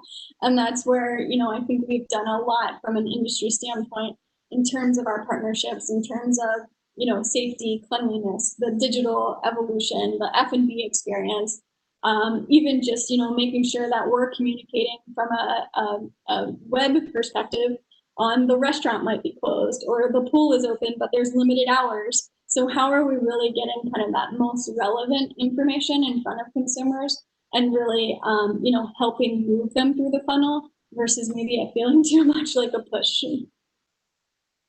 Gotcha. I promise you I will not ask you to karaoke in fear that you might ask me to in return. So that won't be my last question. I would probably watch participation dwindle to almost zero here. But if you sort of pick up your crystal ball real quick, Lisa, and you start thinking about, middle of next year when things feel like they have a better chance of being closer to a normal state or a previous state we're all familiar with, what things do you think will remain? And then what things, maybe even a more interesting perspective, what things do you think will dissipate and even disappear, over time? Yeah, so things that I think are definitely going to be sticking around are just expectations around cleanliness. I think expectations around, flexibility are probably going to be sticking around a bit more too. But then I'm not sure exactly how comfortable everyone will be quite yet, let's say in Q1, Q2, to start maybe some of that international experience resurgence. But I have to say, I'm still extremely optimistic that, beyond just connecting with, your local community, that we're going to start seeing consumers out there really pushing boundaries, looking for some of those crazy experiences, and looking to be a little bit more adventurous in kind of the travel. And, I love, actually, when I worked on the collection brands, one of the things we were kind of known for was creating once in a lifetime experiences and kind of doing the unexpected in ways. So I'm really hoping and excited that, hopefully in 2021, we're going to see a little bit more experiential activities as it relates to tourism and hospitality. Awesome. Thank you for that. I think on the cleanliness front, the last comment I'll make before passing to you, Laura, it's in the early stage of this, I remember how almost appalled I was at how little people wash their hands. Yes. Started recognizing this, like, oh, wash my hands multiple times a day. It's like, well, wait a sec. Like, how often were you washing your hands before that? So I think that people recognize that some of their habits probably were beyond due to be corrected. So I'm with the cleanliness one is with us for good. Oh yeah. We hope everyone's washing their hands. 20 seconds. 20 seconds. Sing happy birthday. Yeah, exactly. Lisa, to kind of kick off the Hilton testimonial front. So I actually stayed at 2 Hilton properties. I did a road trip from Vegas to Jackson Hole, Wyoming. Awesome. And stayed at 2 Hilton properties, and the cleaning procedures next to none. I loved with Hilton, very safe, but I loved with Hilton, you actually got the seal on the door. And I'm seeing that more and more at hotels because hotels traveling. I'm leisure travel. I used to be on the road every single week for business, so I'm pretending like that from a leisure travel perspective. But I loved Hilton, and I liked that seal on the door. The overarching themes, what I consistently hear, I think that the cleaning procedures and the safety are no-brainers, but I'm hearing a lot about partnerships. And I loved how you mentioned the partnerships that you have at Hilton, but something that you said really stood out to me was localizing your brand. And for a big global brand like Hilton, to take it down to the local level, because community right now is so key, even if it includes just staying a 2-hour radius from your house and doing a staycation, but community is key. And how can you localize your brand? I thought that was awesome, Lisa. Awesome. Yeah, we're definitely doing that. And, a lot of credit goes to our hotels. Yeah. Really leading a lot of those initiatives, and, they've really shown up in a big way to all of their local communities. So hats off. Yeah, no, I, again, loved my 2 experiences with Hilton, and I'm hopeful to do a couple more this year. So, me too. Brian, Lisa, thank you so much. Really appreciate the great conversation. Now, I am so amped because I am a lifelong Samsonite customer. So for our next session, we are thrilled to be joined by David Oxman, the head of marketing for Samsonite. For over 15 years, David Oxman has been at the intersection of commerce, social advocacy, and digital disruption. As the head of marketing for Samsonite in the US, David currently oversees brand operations for iconic names like Samsonite, American Tourister, High Sierra, and Hartmann. Fueled by a potent blend of coffee and entrepreneurial spirit, some profit brands to be the catalyst for significant social change. This session is going to be moderated by Casey Soren, the CEO of Spaceback. Welcome to the stage, David and Casey. Thank you. It's great to be here. Awesome. Okay, I'm gonna ditch out, but have fun. Thanks. All right. Thanks so much. David, how are you doing, man? I'm great, buddy. How are you doing? I'm doing well. I've been looking forward to this. So yeah, why don't we kick off and maybe you can explain a little bit about your role and just as a fun icebreaker. I'm dying to travel. Obviously, it's been a while. Maybe where you'd really like to revenge travel to. Maybe explain that concept as well. Totally. So, so I am here at Samsonite. My background has been running e-commerce and marketing functions at really purpose-driven brands, places like Life is Good and Reebok. And with that said, I've got pretty poor timing because I actually accepted my role here at Samsonite on March 10th. And the travel world looked pretty different. So, joking aside, it's actually been a really good time to join the organization as we go through, significant transformation to prepare us for the next 100 years of our journey. And from a travel perspective, I'm here in the Boston area, and I'm ready to get somewhere like Caribbean, like at a beach where I can just sort of like forget everything that's going on and just get my feet up with a nice daiquiri or something like that. So that'd be my choice for where I'd like to go. How about you? Where are you headed? Man, I'm feeling that. So I'm on the West Coast. So I'd go to Hawaii. Hawaii, nice. I had a trip planned actually for June that obviously we were watching the quarantine and it was just being extended. So I didn't make it. So as soon as I can, I want to reschedule that trip. Nice. So it looks like your bags are already packed. Or if I'm seeing up behind you, are you just ready to go? I am ready to go. Actually, no, this is actually a pretty cool story. So this bag here, this is a Hartmann bag, a real strong heritage brand. And actually it was Joe DiMaggio's bag, which is pretty cool. When I joined the company, we have a warehouse downstairs and it's like, Indiana Jones at the end where there's just like so much stuff and the Holy Grail is somewhere in there. So someone was showing me around and they said, I heard that Joe DiMaggio has a Hartmann bag down here. Just the legend of Samsonite is there's a Joe DiMaggio bag somewhere in the warehouse. Exactly. So I rummaged around, I found it, and it's from an old timers game back in '78.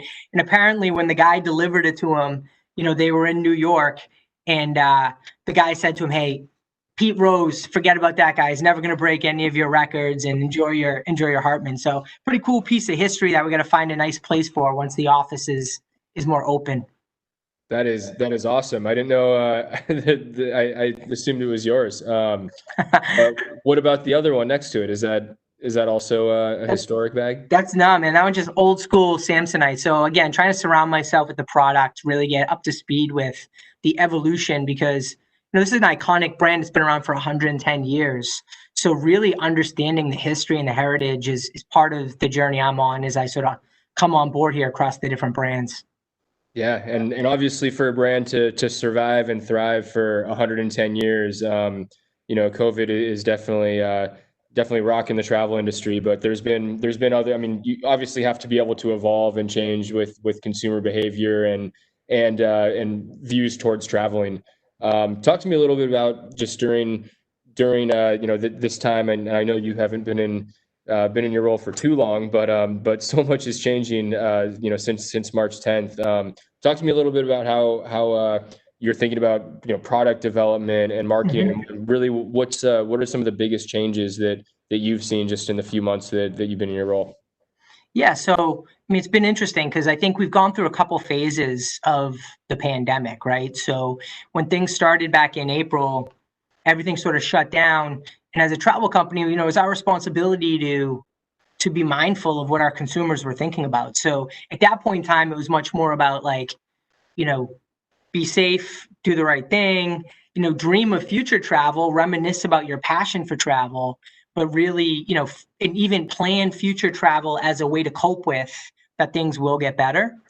And then I feel like now, you know, we've entered a second phase and are probably, I think, at the tail end of the second phase, which is now, you know, people are at a place where they're learning at different speeds their comfort level with movement. You know, we talk about travel, we're really talking about movement. It's not just about air travel, but it's also about commuting, right? It's about localized road tripping. So I think we're at the tail end of a second phase, which has gotten consumer mindset to, I think, a much more optimistic place. Some things that I've been looking at this past week, I was looking at some trend data, and 52% of Americans are ready to travel in some form. That could be road trip, that could be air travel, but that's really optimistic. You know, I also saw another trend data point that was like, when the pandemic is over, you know, how likely are you to not travel in certain ways? And it was like cruises and air travel and cities.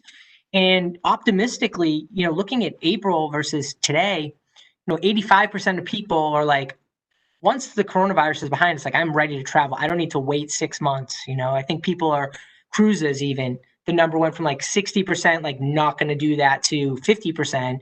And we don't even have a vaccine yet. So I think mentally people are recognizing that there are ways to travel, there are ways to move, and to their own comfort level, there's an optimism, at least from where I sit, that, you know, we're going to see gains, we're going to see changes down the road. And from a product perspective, for us, the mix has been, you know, bags and backpacks, things that people need for more localized movement are trending up. Outdoor products, our Gregory brand is doing very well. So there's some signs point that people are establishing new ways to think about travel in the short term, but long term, you know, I'm an optimist by nature, but I think that there's some optimism to be seen in consumer sentiment. Yeah. Yeah, I'm an optimist as well, and I think when you say, you know, 52% of Americans say they're starting to be more comfortable traveling, I think it's 100% of Americans who want to travel. Or, you know, I feel like this concept of revenge travel that you introduced me to is something that we're all can relate to. Totally. Can you explain just for our audience the revenge travel? Revenge travel, I love it. Yeah, it's one of my favorite trends that I'm looking at right now. Yeah, so revenge travel is that there is pent up demand, right? You think about, there's a percentage of our population that psychographically is always moving. You know, they want experiences over things. They're looking for, their fears in life are things like conformity and boredom, right? So revenge travel is the idea of the moment there's a comfort level, you know, whether that's, you know, vaccination or something that says like it's time to travel, that actually we could see significant growth, obviously over current state, but really that people are going to go above and beyond within their means to travel as much as possible, as quickly as possible, for as long as possible. So, I mean, I think it's another hopeful concept for the travel industry. Now, that could be late Q2 of next year. Personally, I feel when the kids get out of school next June, if there is science in place, you know, people are going. So I think it's going to happen. It just sort of depends on the speed at which it comes back. But I'm ready for my revenge travel and to get to that Caribbean island, you know? Yeah, no, I feel that for sure. Short of like consumer behavior, and we'll come back to that. How about and more on a personal level, starting a new job, where you can't really hang out with your coworkers, in person. How has that been? Just onboarding and learning about the company. Has that been a challenge, or do you feel like you've been able to work digitally pretty well? It's been, I'd say it's mixed. So, you know, the first 2 months literally was all virtual. And I think the benefit of that is the time I had to be one-on-one with people virtually. And then the time I had to sort of reflect and think, because as you can imagine, an onboarding process in person, pulled in a lot of directions, running from meeting to meeting, that is great, but it can be challenging. So on the positive side, I think it gave me time to think, it gave me time to sort of engage, but the personal connections, the sort of looking my team in the eye and having a beer together, like that definitely has been challenging. And now I'm actually in the office right now, and we're back small percentage of us are back in the office and sort of going by all the, under 50% capacity. And it's been good because, Zoom is great. It's allowed us to engage in really interesting ways, but relationship building, really getting face to face, grabbing a couple people, collaborating in a room, like that sort of new mentality of how to work is, I find, a little bit more challenging if you can't tangibly be together. Yeah, totally. I feel like for Spaceback, we're actually all pretty good at working remote, and even before the pandemic, like a lot of times we weren't able to be in the same place. But the camaraderie of it has been the hardest part. Like not being able to hang out and share a laugh together. It just really does impact I think communication. And we've been trying to do like happy hour with our team, or have weekly meetings that are meant to be more personal and fun, that we've seems like are helping, but it is kind of hard to enforce people to show up to a happy hour where everyone would want to, and now everyone's at home, so it's just different. But it sounds like you're starting to get back into the office and have a little bit of exposure to other people at the company. Yeah, and it's honestly been a really great experience that way. There's people cleaning handles and touch points all day. People wearing masks in common areas. The capacities in rooms are really tight. Like I feel super safe and really overwhelmingly positive about how it can be done effectively. But I think it's to everyone's comfort level, and I think that you're seeing different trends in different places, and it'll be super interesting to see what the future of work kind of looks like and where it does evolve. But definitively, I think in relationship businesses like business travel, again, I think even more eager to get back to business and to travel than even leisure. Yep, definitely. So obviously we've talked a lot about COVID and the changes to travel and also how we're working with our coworkers and everything. Another crazy thing to happen this year, the Facebook boycott. And I think any other year it would have been the biggest thing going on. But certainly from our perspective, so Spaceback, our company recreates social media posts for brands and enable those to run in other environments. They're much better user experiences typically, and we saw the Facebook boycott really put us in the spotlight, just because so many brands were looking to reduce dependence on Facebook and these channels, and some of them were off because of the boycott and just looking for other channels, and for others it was more of the wake up call to reduce dependence and less of they will continue long beyond July. So now that we're a full month out of the boycott, just curious what your approach has been. Did you participate in the Facebook boycott, and how do you see other brands coming back to Facebook or changing their relationship with Facebook moving forward? Totally. Let me just call out, the technology you guys are doing is incredible. I think it's super interesting how it cuts down process, leverages the best creative that brands have. It's super interesting. So I definitely recommend it for people that might be listening. Check it out. Yeah, on the boycott side, it's interesting. So my philosophy as it relates to either political, but let's just say even cultural issues, right, is if you're a brand, be authentic to yourself. So if you have something meaningful and authentic to relay that's relevant, talk about it, do it, stand for it. Like this is, again, for-profit brands, I believe, can be the biggest drivers of social change. I'm all for it. But if it's not authentic, or it feels like, you're doing something because you feel like you have to, that's when I think that brands can get themselves in trouble. And to supplement that with the Facebook boycott, there's a lot of D2C brands out there who rely on the ROAS, the new user acquisition, in order to literally juice their business, or else they are gonna die. Like, right? So I think keeps the lights on. Yeah, it keeps the lights on, So, and I come from, I've had some startup experience in my past too. So you got to recognize that it's much easier for large brands, right, who are maybe CPG and are not as reliant on the revenue. It's really just about eyeballs to leverage those moments from a PR perspective, and all the power to them, because it does nothing but add value to the conversation that's critically important around fake news and all these things that are happening, racial inequality. So we participated for sure in the racial inequality conversation, because a core value to Samsonite is do unto others as you do to yourself. And it's been something that we really stand for. So we felt like we could participate in that dialogue, in a meaningful way.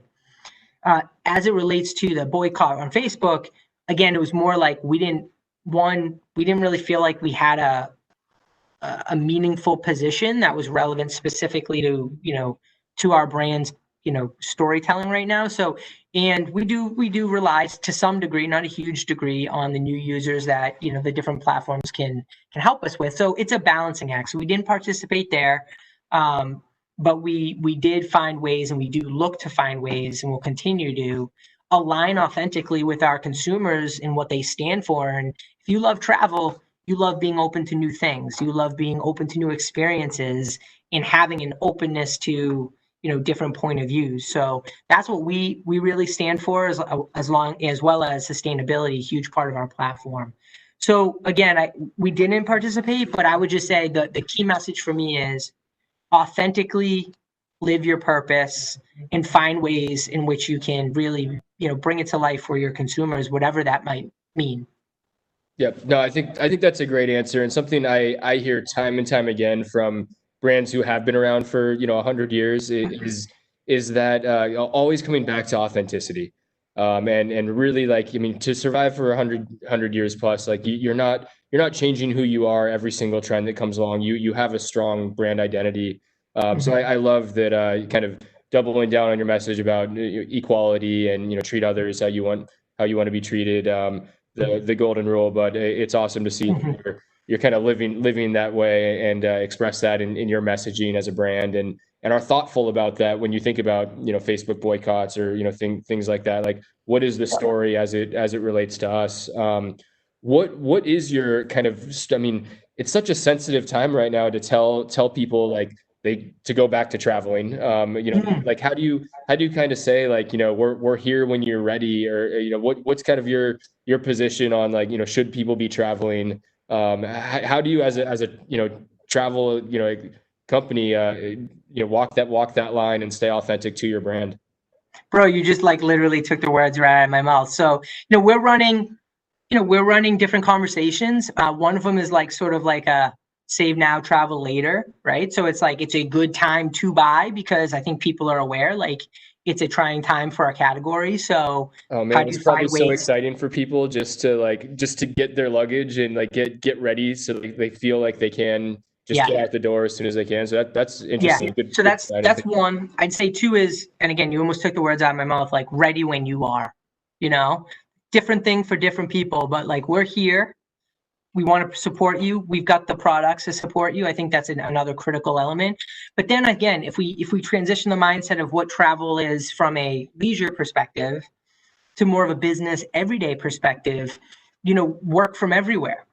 There's a whole other trend that I think is a huge opportunity in that space around people are going to be able to be more remote, probably.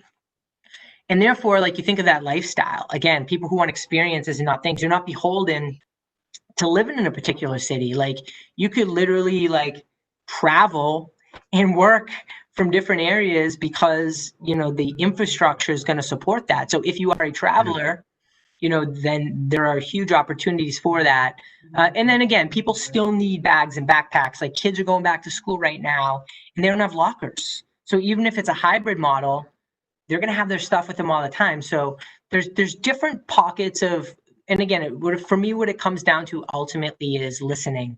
Just got to listen to the trends, listen to the consumer, like what's on their mind, and how can you make sure that you're reflecting the things that are most meaningful. And those are a couple of sort of nuggets that I'm excited about, and sort of listening and hearing people talking about, even though it will be challenging. Back to school, super challenging, but there are pockets of opportunities because kids still need, they don't have lockers. They need no locker, no problem. Here's a solution for you, Yep.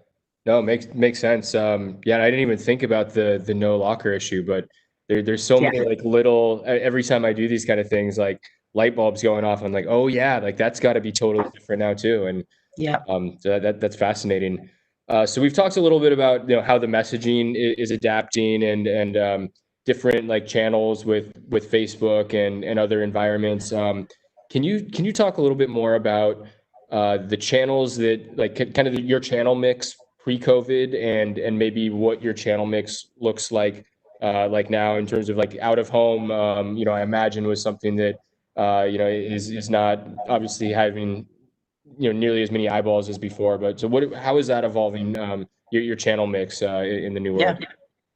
I mean, listen, we're digging in on performance. It is all about maximizing performance. This category, really two elements to it. There's a big brick and mortar wholesale partnership part of our business, and that world is changing quite a bit too, right? Retail is dynamically changing. So we're really spending this time better understanding our digital capabilities and really focused on making sure we're filling up that bottom of the funnel and maximizing the capabilities across platforms like Facebook and display advertising, and really just kind of getting back to basics in a lot of ways, and shoring it up so when things do get back to normal, we can really open up the aperture and get back to some of the things you're talking about, like more significant media buying and some of those key pieces. But for us, it's really about the digital transformation. 3 months ago, retail sales overall were what, 12%? Now they're 30%, right? And they'll probably land somewhere in the mid-20s when it's all over. But that's a 10-year gain in market share in terms of retail purchase behavior as a overall US. And that's a significant shift in consumer mentality. And brands need to be considering how well planned they are for that future. Mm-hmm. And so in terms of like what are the primary channels that are you not in market right now with like paid media? We are in a limited way. I mean, most of our efforts are digital right now. I'd say almost everything we're doing is digitally driven. We're lucky to have some really strong brand recognition. So obviously, like, we have a lot of direct and organic traffic. We are still actually, I'd say, building out our paid social capabilities. I'm looking at new platforms that I think have high potential and lower overlap with places like Facebook, like Reddit, Pinterest, and some of these newer Snapchat's product is getting better, I'd say, in terms of the quality of the traffic. So low CPM opportunities to find new consumers who maybe are less familiar with the brand portfolio, and just kind of introducing them to what we stand for. Mm-hmm. Cool, right on. I got some questions coming in from the audience, so sweet. I'm gonna do it. Jump in. Anything else you want to share before I jump into some of these questions? Nah, man, I just like your hat. That's it. Just love the hat. Thank you. Yeah, casual Wednesday over here. Right on. So someone asked about your partnership with Travelocity and inspiring kind of travel through sweepstakes. I'd love to learn more about that. It sounds like the audience may be more educated on the topic than I am. So maybe you can share a little bit about that, and then also just more on partnerships. It does seem like there's more you can do in that category. So it'd be great if you could speak to that. Totally. I think you hit the nail on the head. There's so much opportunity for us in these categories. Travelocity, great partner. And I think that, what we're doing there is basically looking for ways to engage each other's communities. And we did it through a sweepstakes where we've asked people to sort of provide content that speaks to their passion and their future ambition of travel. And then, there's a nice prize that comes along with it. I mean, at the end of the day, I think we as an industry need to band together, and I'm like checking out all the people that are speaking today. It's like we're a community, so I think we have to find ways to partner and leverage each other's touch points and find interesting synergies. I think a lot about partnerships in where I could see us taking our brand. And one of the things that just continues to I continue to reflect on is the idea of what travel lifestyle looks like, and it's like, it when you see it. They got the noise canceling headphones and, they got the like bright products and the clothes on that are comfortable. Like you see them and you're like, that dude knows how to travel. Or she really, like, she's done this before, and they have other little secrets. They got clear so that they can get through security. So I definitely think that, we as a brand have a huge opportunity to sort of be a bigger part of that lifestyle through finding ways to, to engage with these amazing brands. We've had some great partnerships sort of in that vein, like Travelocity, and we've done some other things. We have a relationship with Sarah Jessica Parker on the bags and backpack side, and that's a completely different universe in the sense that she really has a strong point of view about what is necessary, right? So she understands, she wants to fit shoes in the bag and how to create a really unique product proposition that consumers want and is more fashionable. So I think for us, it is a mix. It's like, how do we find partners that help us reach other travelers? And then how do we find brand ambassadors and people in organizations that sort of align with or could help us build better products for our audiences? Yep, right on.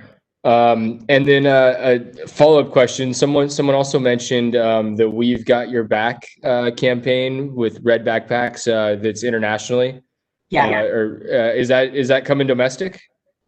No plans necessarily to bring that, but super cool concept. We're very, very interesting organization, and our regional partners play they're very autonomous. We partner and really work together on larger initiatives.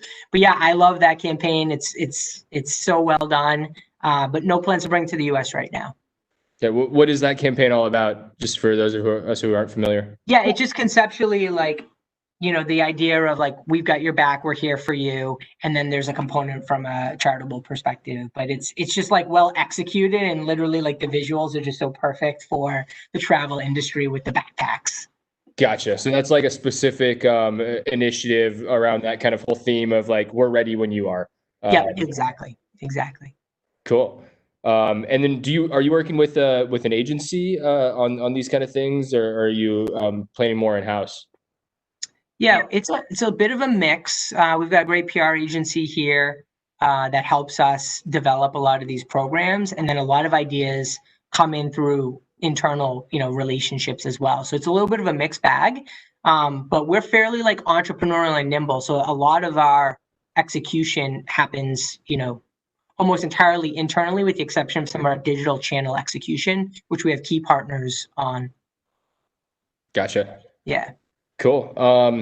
So you talked about this a little bit already when we talked about kind of channel mix, but it'd be great if you could just kind of share more specifically what platforms that you're using right now. Social, TV, out of home, audio.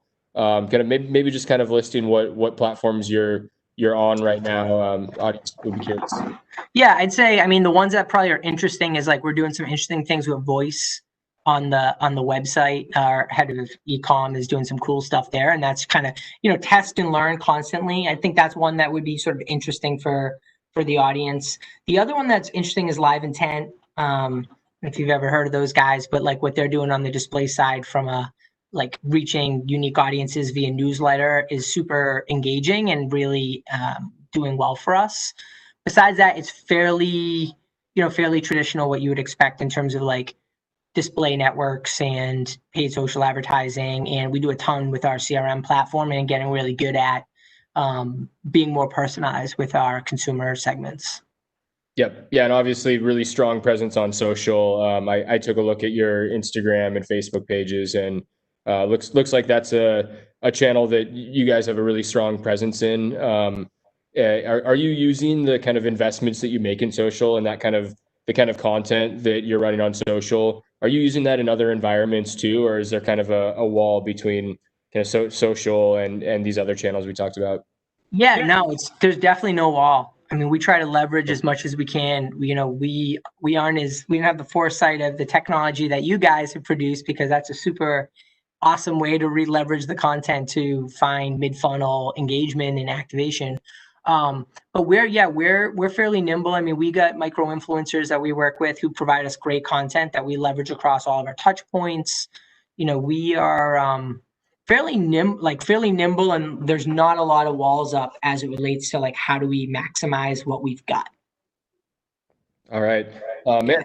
I've done a lot of these, and you're getting a lot more questions than I normally see from the audience. So thanks for answering all these. Yeah, of course. Another one. What strategies have been implemented as a result of COVID-19 that you think are going to stick around long term? Like, so what strategies aren't just responsive now, but are there learnings that you think in a post-COVID world will remain impactful for your messaging? It's a really good question. Thanks for whoever asked that. Yeah, I would say, are there any strategies? I mean, I guess the biggest thing that I don't think is going to go away anytime soon is the trend around cleaning, which I heard the marketing lead that was on before us talking about. Yeah. That trend is critical. I think that there's a lot of interesting things in terms of product innovation that will probably come out of that as it relates to what people's expectations are to protect them from that perspective. So I think that will stay for the long term. I do think like localization, like this localized idea is going to continue to be super critical. I do think international and long-term domestic is going to come back, but like the idea of how people are getting outdoors, I think is going to really stick. So like, us traditionally, I think a lot of the brands in the category are very like either businessy oriented or like very lifestyle urban, but I think you're going to probably continue to see a lot more from an outdoors perspective, just given the world is pivoting in that direction. That's interesting. Yeah. Does that mean we could expect to see your marketing dollars kind of flowing more towards like Gregory and more of the outdoor products, or not necessarily? I mean, I think that like we'll spend where the opportunities are. So yeah, I mean, I think that the trend will definitely go that way. And if the opportunities are there, we definitely will, invest accordingly.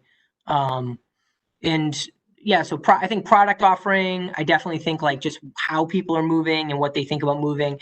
The idea of this, I do think this idea of working from different places and like having more flexibility and how that's going to play in people's behavior is really going to be an interesting trend to watch. Funny enough, one of the things I'm looking at is business travel and how that's going to return. And there was a report that basically said like, what's the number one thing that's going to get you back to business travel? Why? And it's like client relationship building, the need to show my products to people, like things like that. But the number one reason was leisure. It was the idea of when I travel for business, I like to explore. I get alone time away from whatever it is, whether it's family or, the noise in the office. That you won't normally get to go to new places. So even in the context of like business travel, there's this exploration and this need to like, get out there. So I think those are sort of interesting trends to watch out for and how they play into the future here. Interesting. Yeah, and especially as like work-life balance is changing as well. And like, people are at home working all the time. I imagine as people start traveling more, there is going to be that work-life balance. It'll continue. I see more ads in my Facebook feed for like converted Sprinter vans than ever before. And like, I used to think like I would never even consider something like that. And some of these vans are like pretty cool where it's like, man, could I just be like a mobile, online, like internet entrepreneur working in like my little van? But I don't know if I'm going to pull the trigger anytime soon, but it is fascinating. Totally. Yeah, absolutely. All right, I'm going to end with one more personal question. But it would be cool to just tell us a little bit about, are there any like fun hobbies that you've picked up, since COVID and spending more time at home? Are you cooking more? Have you started like a home garden or anything like that you can share? Totally. So I will be such a homer. I'm going to hit this thing right down the middle. Like everyone else, we got a puppy. There you go, puppy. So we have now almost a 6-month-old puppy named Blue. He's a Chippin, half Chihuahua, half miniature pincher, and he has his own Instagram page. So he's our new sort of like trend in our. Yeah, What's you it? have to share. It's Blue. You are my good boy. He's got more followers than I do. It's incredible. Oh, that's awesome. All right, I have a feeling he'll have a few more after you mentioned that. Casey, what have you been doing? I mean, I didn't. I got a puppy too. So I got a little rescue dog named Charlie Girl, and she's adorable, which is part of the reason I'm in the office today for the first time in a while, so that I could do this session without her biting my feet the entire time. Aw. That's awesome. You know, thank you so much, David. And Casey, you did an awesome job. I loved hearing about what Samsonite is doing. You know, one thing, you stuck with a lot of themes of whether it's the localized piece, the partnerships. I really liked hearing about what you were doing with Travelocity. But something that really stood out to me, because Samsonite is such a massive travel brand. I mean, it is iconic. Yep. What I liked about this whole conversation is that you also pivoted slightly, and you were talking about the backpacks for the going back to school. So I think a lot of travel brands right now, and you even heard this from United and Hilton, is they're diversifying a little bit, and they're offering some other things for travelers and just consumers as a whole. So I liked hearing about your partnership with Sarah Jessica Parker, and that the piece of the backpacks. Like, I didn't think about Samsonite when I, think about luggage, and that. So it's really cool to hear. Yeah, great. It's a growing part of our portfolio, because at the end of the day, it's about movement, right? And bags, backpacks, luggage, it's all part of this idea of how we keep moving forward. So it's, good stuff. Awesome. David, Casey, thank you so much for joining today. I really appreciate it. Thank you. Thanks, Casey. Thanks, guys. Thanks. Awesome. Okay, so everyone, we have just 2 sessions left for the day, but it is not too late to join. So if you are on LinkedIn, or if you want to send some of your colleagues an email, but make sure to share today's link with your friends and colleagues so they can tune in right now. Because again, we have 2 sessions left. We have Expedia and then Hyatt. But next up, we are joined by Elizabeth Schultz. Elizabeth is the Vice President, Guest Experience, Strategy and Innovation at Hyatt Hotels. She is an award-winning global leader in hospitality that brings an innovative approach to marketing, loyalty, and strategic planning. She has executed marketing strategy with brands such as Hyatt, Intercontinental Hotel Group, Royal Caribbean International, the Luxury Alliance, Southern Pacific Hotel Corporation, and American Express Publishing. This session will be moderated by John Renardo, who is a Senior Manager of Travel and Hospitality for Samsung Ads. John specializes in helping travel and hospitality brands navigate the ATV, CTV environment and utilize the data, measurement, and execution options available to identify, reach, and measure meaningful audience. Welcome to the stage, Elizabeth and John. Thank you so much. Have you guys. I'm gonna ditch out, but enjoy. Thanks, Laura. Yeah, thank you so much for the introduction, Laura. We're looking really forward to this panel here. I'm John Ronaldo. As Laura mentioned, I'm the Senior Manager on the Travel and Hospitality vertical at Samsung Ads. A little bit of background on what we do. We specialize in helping travel brands, everything from hotels, resorts, airlines, and destinations, by providing incremental reach to linear schedules, addressable reach extensions, CTV activations, all the way down funnel to actual visitation and stay metrics and other online and offline attributes. So we're founded on a footprint of over 50 million smart TVs. And I won't get too deep in the weeds on what we do at Samsung, but if anyone has any additional questions, please feel free to reach out. We're happy to connect with any and all and help out however we can. So again, really excited about this session. I'll be introducing Liz Schultz, who is the Vice President of Guest Experience, Strategy and Innovation. And we'll be talking a bit about recovery that is grounded in listening. So as we're talking about the guest experience, we thought it'd be great to get a firsthand look at what's happening at Hyatt.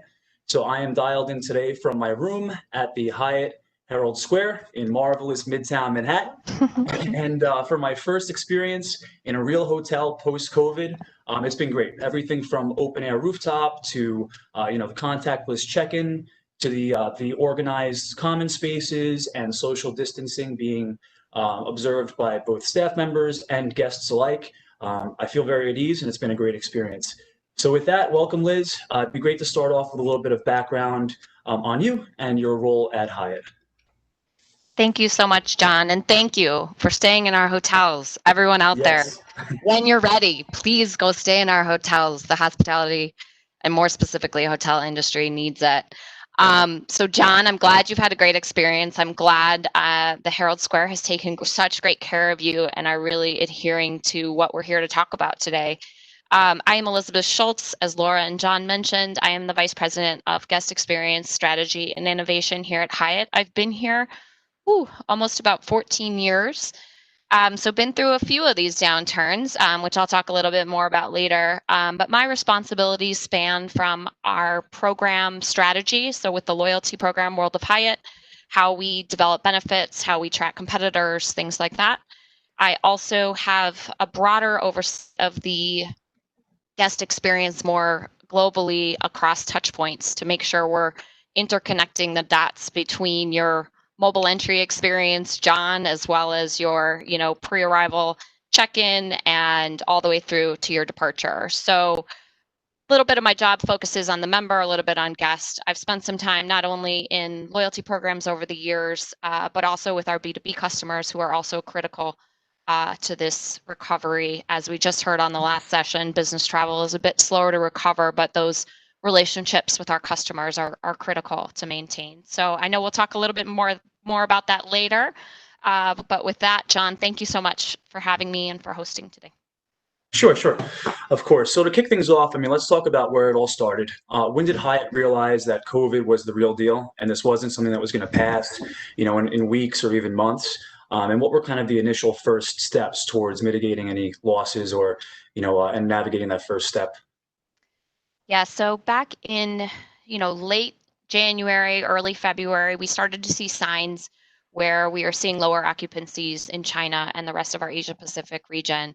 We knew we needed to act fairly quickly to make sure we were providing reassurance for guests, both in their flexibility of travel and as well as with our membership base. So obviously our loyalty members are such a critical part of our business, and we needed to make sure they felt reassured. Obviously we also saw a lot of downturn, not only for our hotels, but, in that region, we were also seeing it start to be questioned further around the world. So we were one of the first programs, World of Hyatt, to extend status for our elite members in the Asia Pacific region, even though at the time China was sort of at the forefront of the pandemic, knowing that we were seeing and talking to experts anticipating that it spread. So that was even back into February. Really where we started to see the critical downturn take place is about mid-March, as it spread throughout the world so quickly, and knew we needed to act fast. We had to close many hotels. Fortunately, I'm happy to say a vast majority are back open, but obviously the industry is still struggling to get our occupancies back. Yeah. So your role is global. You've got a purview over the entire global portfolio. Speaking specifically to the U.S., how has some of the events overseas and kind of the recovery that's happened in other regions impacted your strategy in the U.S. market? It's interesting, as you mentioned, or as I said, with our first signs coming from Asia Pacific, not only did we act quickly there, but we're also learning from their recovery. So early on, as they started to see those green shoots that we like to call them coming back in May and June, we quickly took their lead as they were testing out things in the marketplace, and they were getting very creative, which is wonderful. Things like allowing more pets to stay in our hotels as people were, getting away from their homes for longer periods of time. We were also seeing an interesting pattern emerge where we were seeing occupancy return to our resort hotels that were fairly close to city centers. So folks that wanted to get into the hotel environment, wanted to escape, wanted those luxuries that they weren't necessarily going to get, in an Airbnb or something like that. And so we started to see those recovering, and we took that same information and looked to apply it in our other regions. So how could we help those hotels that have those amenities but broaden their drive market appeal? How do we reach out to partners like AAA and offer special rates? How do we put together offers that might drive more of our leisure loyalty business back into our hotels? And we put together a redemption offer that not only provided some points back when people redeemed, but also included parking. So we've been fortunate enough to react quickly, but really in a targeted way, depending on how we were seeing that recovery happen in different pockets of our end markets around the world. That makes total sense. So drive markets has been kind of a key trend, especially this summer, and especially in the destination space, specific to hotels and Hyatt, obviously. How are you defining a drive market?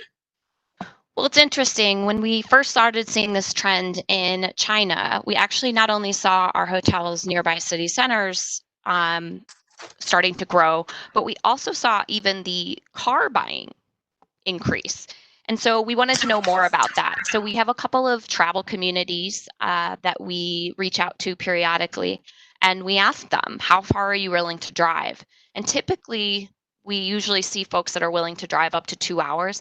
That radius expanded to 8 hours. So we were able to then react with not only email audiences that would be different, targeted ads on our websites, or on other websites, as well as change the content being served to those depending on their IP addresses where they might be willing to go to, where we had, packages happening. So it was great to be able to take that learning and put it right into action where it might help to drive that, what was previously thought of as, unattainable business into those hotels.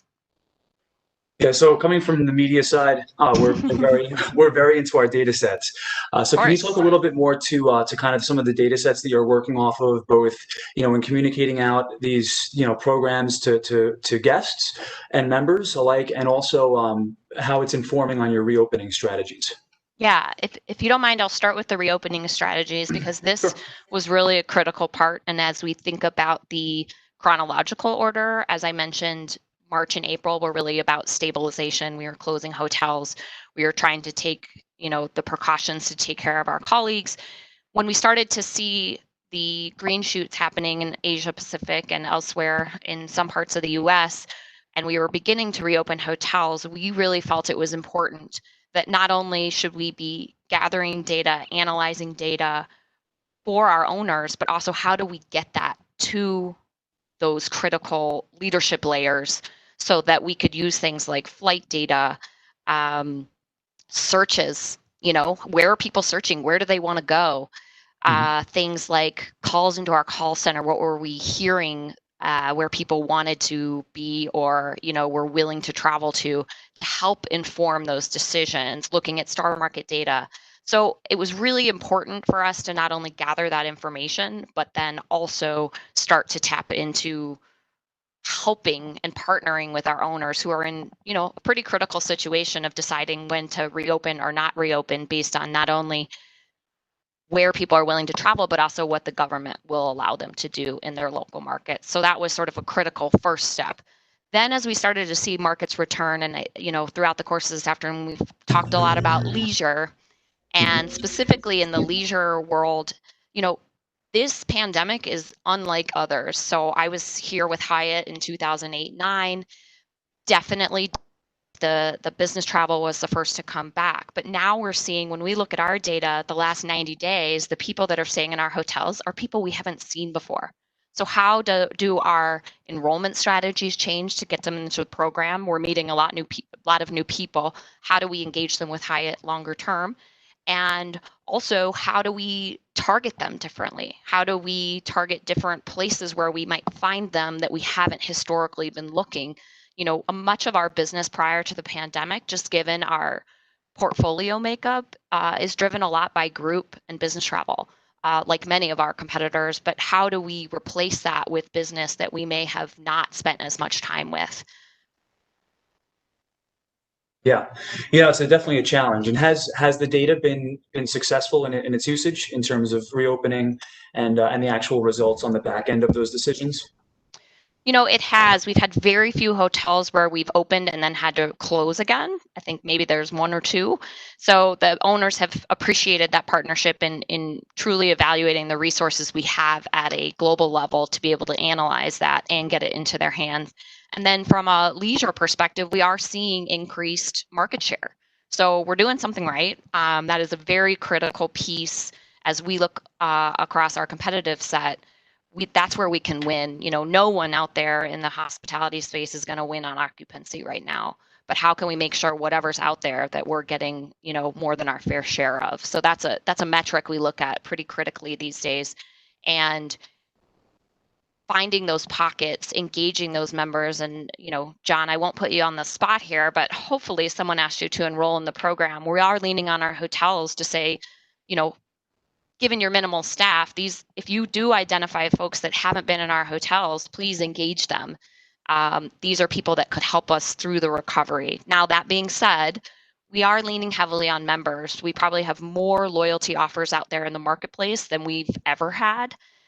Very rich offers that we haven't had in, you know, decades. So we really are seeing them come back from a leisure perspective. And as mentioned on the last call, this work-life blend.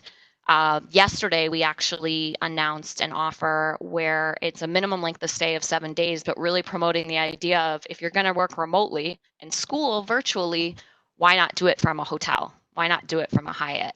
So WFH, work from home, is now in our minds become work from Hyatt.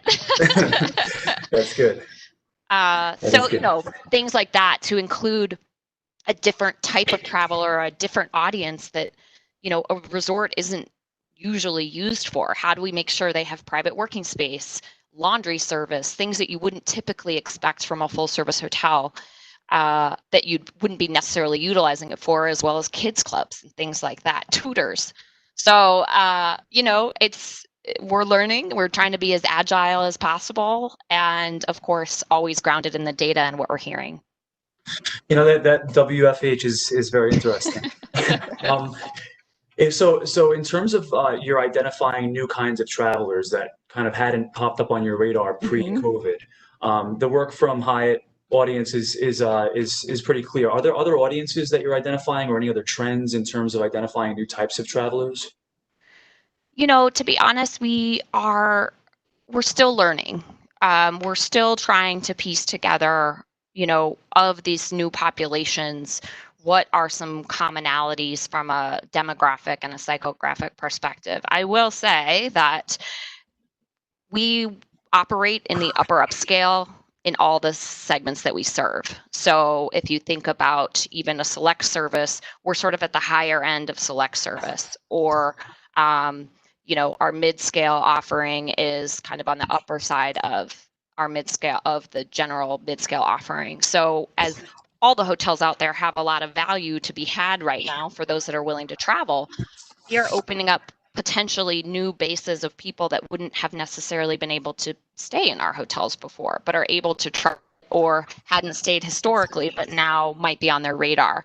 So how can we profile those that have the propensity to become longer term customers from a lifetime value perspective and get them in? So we're still learning there. But as we continue to learn, we're trying to react as quickly as we can. Yeah, so that's interesting. It sounds like there are opportunities to actually grow the membership base as you're identifying these new audiences. is talking about loyalty and kind of your membership, being that it's a big part of your role. How are you broadly keeping your loyalty members? So as Majority of folks are traveling or staying regularly. you know, one of the key things that how we've approached the pandemic and, you know, stabilization recovery is how can we maintain relationships with not only our loyalty customers or members, but customers. So we think of customers, big C, as our B2B.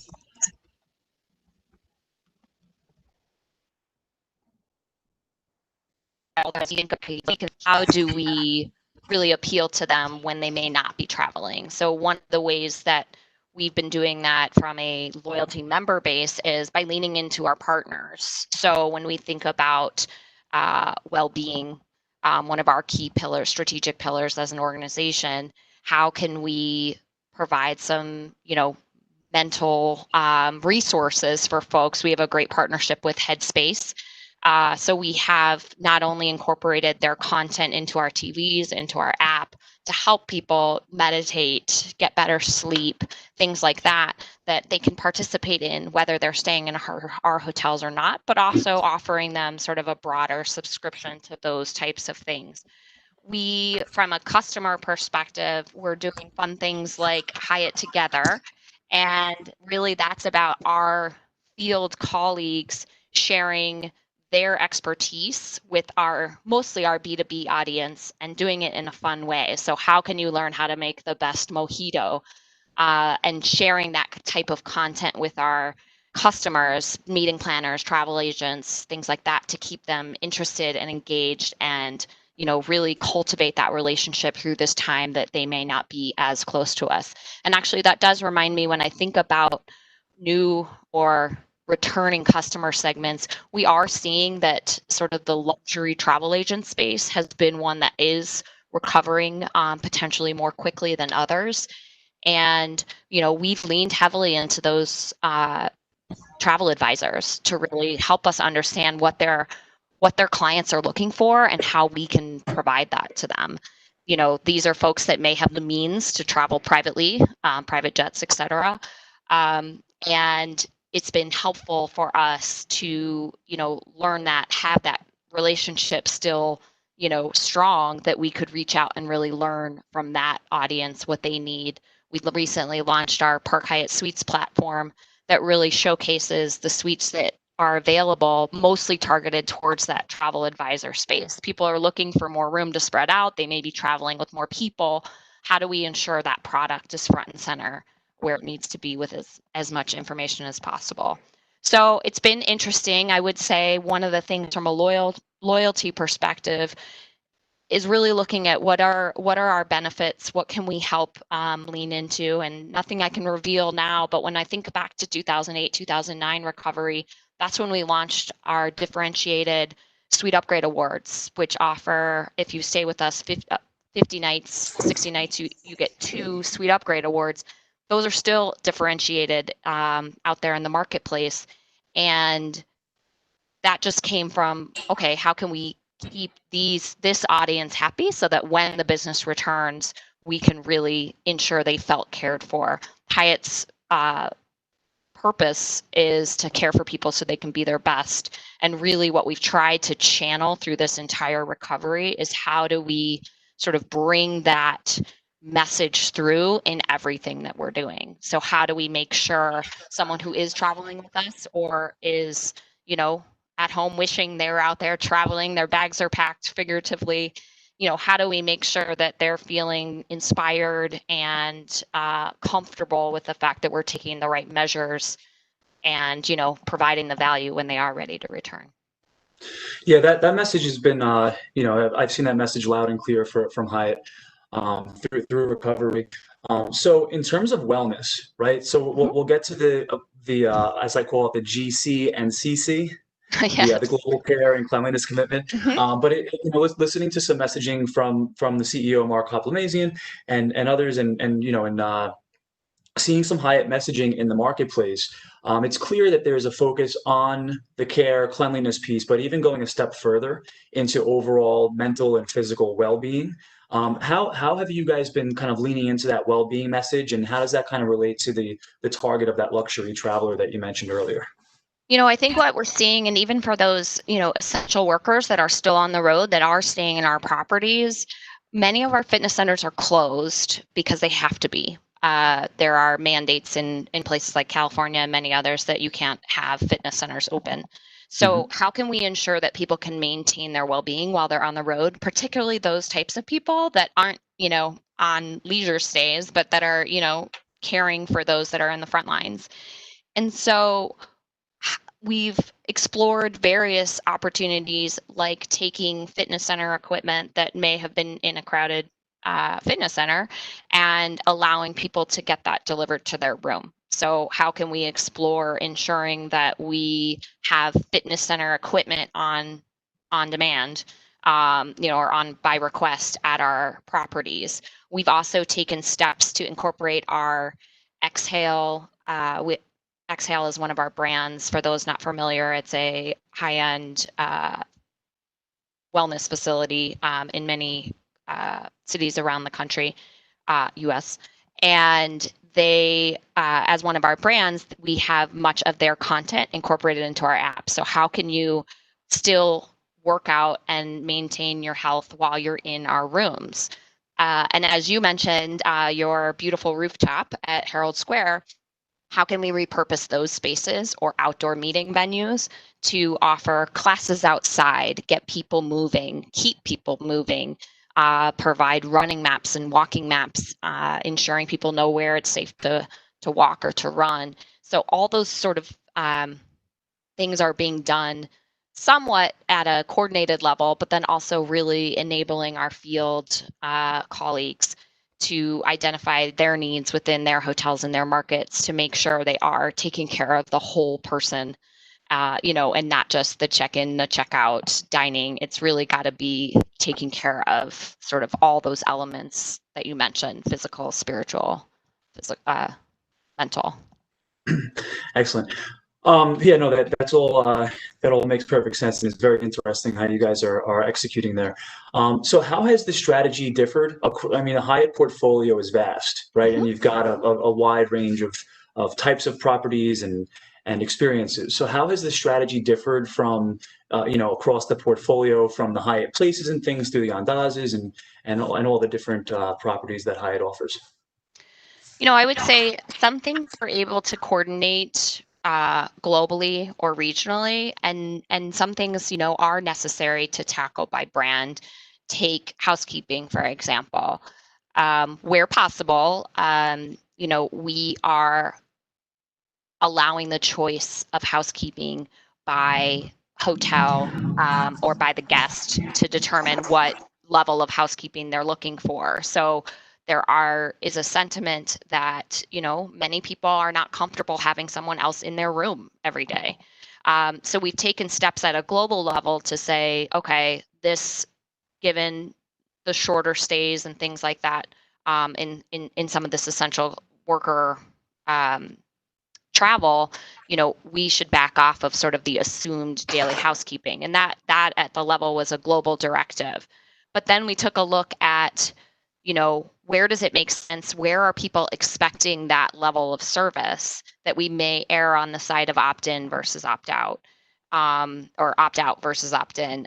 So places like Park Hyatt, where that makes more sense as our, higher end Miraval, highest end properties, where that's sort of at the expectation level. People that are choosing those brands have a certain expectation of what level of service they're going to receive. So meanwhile, in our Hyatt Place brand, which is our select service portfolio, Hyatt Place opened their breakfast, while a limited offering historically has been just free for our members. They opened that more broadly to all guests because breakfast was a critical item seen and heard around the world as part of that hotel stay. People are, tired for fending for themselves when it comes to making their own food. And that was an important critical piece of a hotel environment. So I think we've taken these necessary steps to really identify what makes sense to the traveler. The other interesting thing as I think about sort of our resorts, and that's less about a brand and more about a type of offering. But when we think about our resorts and the expectations of folks, how can we ensure that there's, where possible, we can have our pools open, but do it so that it's safely. That's if people that are looking to escape, that's a key element of, I think we've over-indexed on it calls inbound to our hotels, just trying to understand, is the pool open? People are looking for things to do with their children. You can only imagine the disappointment from families where that's not the case.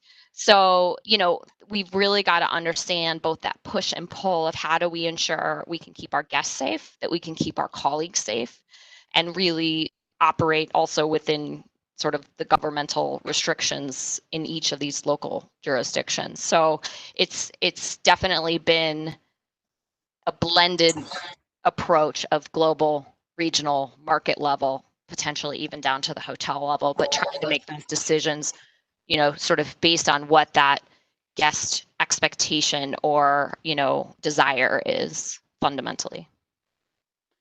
Yeah, so you'd mentioned, some folks coming who might not be guests, who might be looking to use Hyatt facilities, the pool and things like that.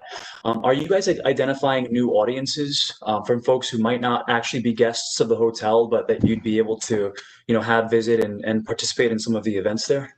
Yeah, so I think where I'd like to focus that question is actually on dining. Yeah. So particularly in our Asia Pacific region, visiting a hotel for meals is commonplace and highly desirable. And so our restaurant portfolios within our hotels are fairly extensive in China, in Japan, et cetera. And we wanted to make sure that in order to keep those facilities open for our overnight guests, that we were also drawing enough business locally for people that were in the area as we had done pre-COVID. And so we actually launched an offer that offered 3 times points on dining for non-staying guests. So trying to encourage that behavior of our members to help us through to ensure we could, maintain the levels of expenses and revenues in our dining properties, our dining facilities. The other thing that I would point out from a new offerings perspective is that, many people are home with their families for 3 meals a day. People are getting tired of it. And we saw quickly in Asia Pacific, as we saw those green shoots, some of our hotels there, I believe actually it was, I'm not going to come up with the right hotel, so I don't want to misquote, but they identified a local base that wanted to come to the hotel, be cooked for, but not in a, dining restaurant setting. Venue. They wanted their family together, larger families, but they wanted to be served breakfast, lunch, and dinner. So we actually opened our suites.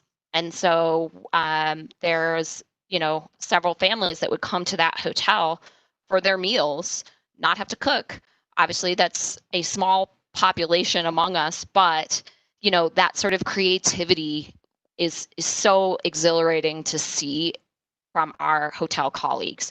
They're really the ones that have identified the needs in their markets and are acting on them and then sharing those insights more broadly. So I think that's a place where that audience is not only local, but then as they travel and come back to travel, be it business or leisure moving forward, Hyatt has now been sort of solidified in their minds as, assisting them in a time of need. That's excellent. So we've got a bunch of questions that have come in, but just to round out the Dine Local initiative, is there any plan to bring that to the U.S.? It sounds like it caught on pretty well in Asia Pacific. Do you think that would gain traction in the U.S. market? Yeah, I think it is attractive in certain properties. So I think those that have, sort of those restaurants that, are really catering not only to the hotel guests, but sort of as a standalone venue. What we'd really like to see is, and what we, are starting to look into from a digital perspective, is how could we create a booking mechanism that people could reserve suites for that type of thing. So you got to balance that with hopefully returning occupancy, and people that are looking for more space as they're staying overnight. There's sort of that fight for larger footprint venues in the hotel or rooms. So, but I think there is the opportunity in select markets.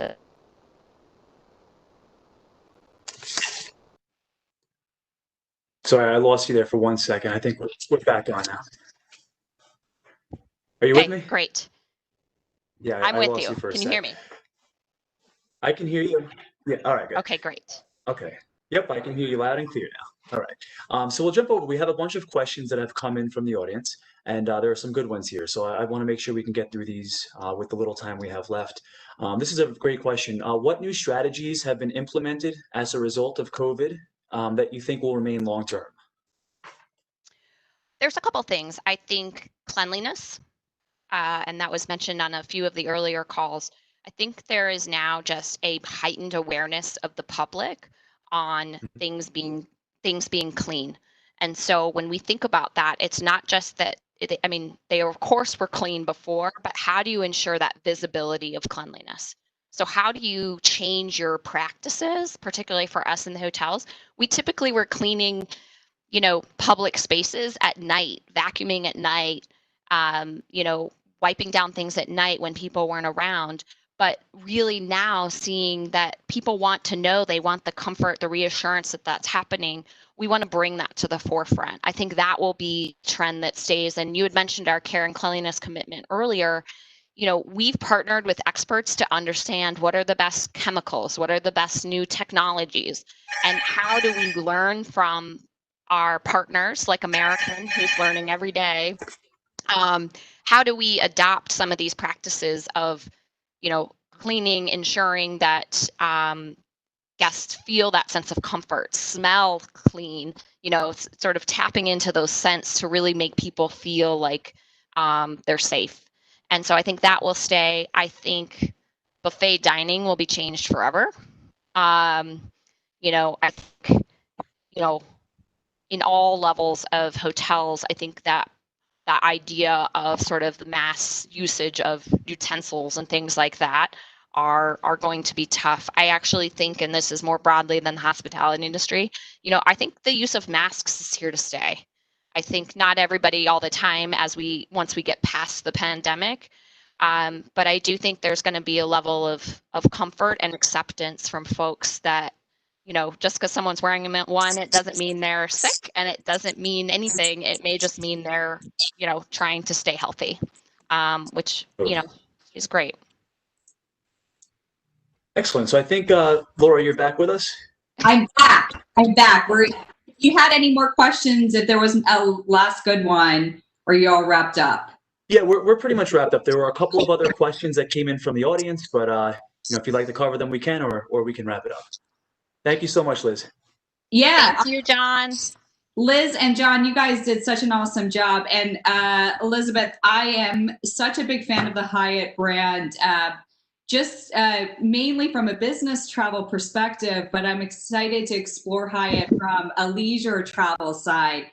And what resonated with me was I love the work from home and work from Hyatt approach. And I think so many destinations right now, you can go to Barbados and get citizenship for a year and actually work remotely. And I think right now there's so much flexibility. And for a travel brand like Hyatt to actually take ownership of that and to come up with that work from Hyatt brand strategy is going to be so key, because it to your point of like, what do you think is here to stay post COVID? I think there's going to be a lot more flexibility when it comes from work.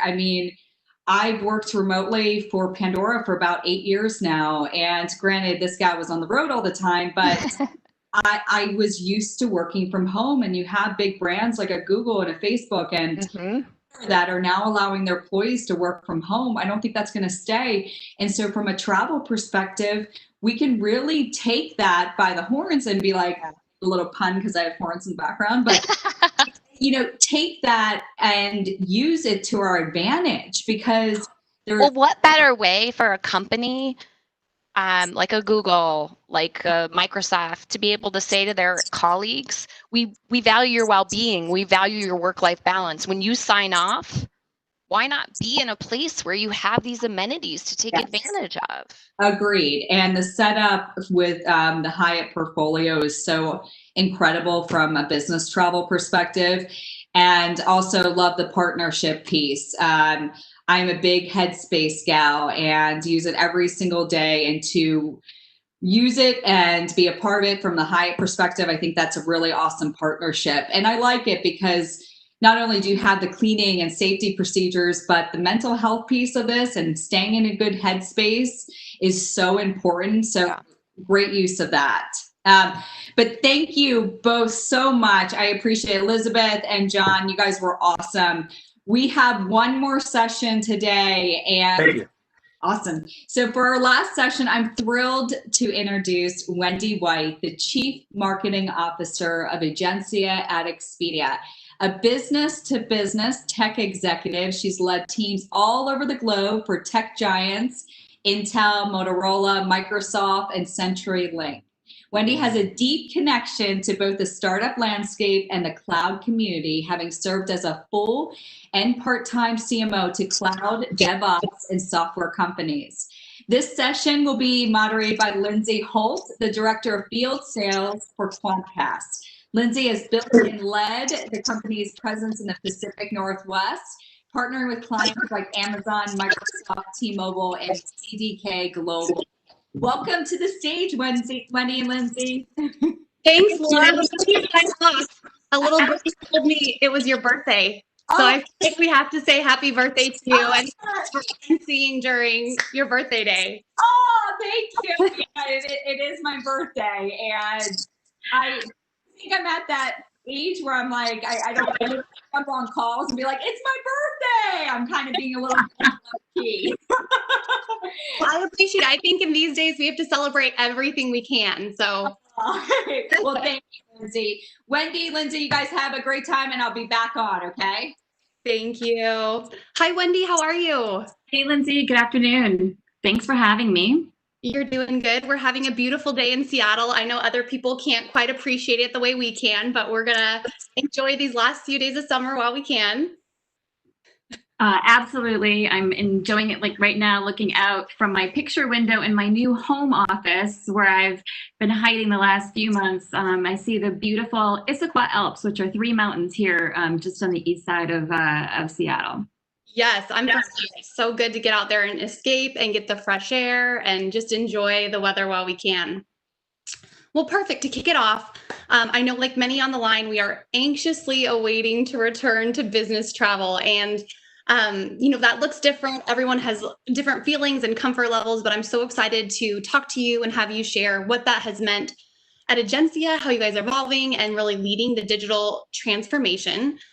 Before we dig into that, you do have the most fascinating B2B career. I mean, you have covered some amazing companies, as Laura shared, from a B2B perspective. Do you want to share a few highlights on how you ended up at Egencia and how that experience kind of culminated to where you are today?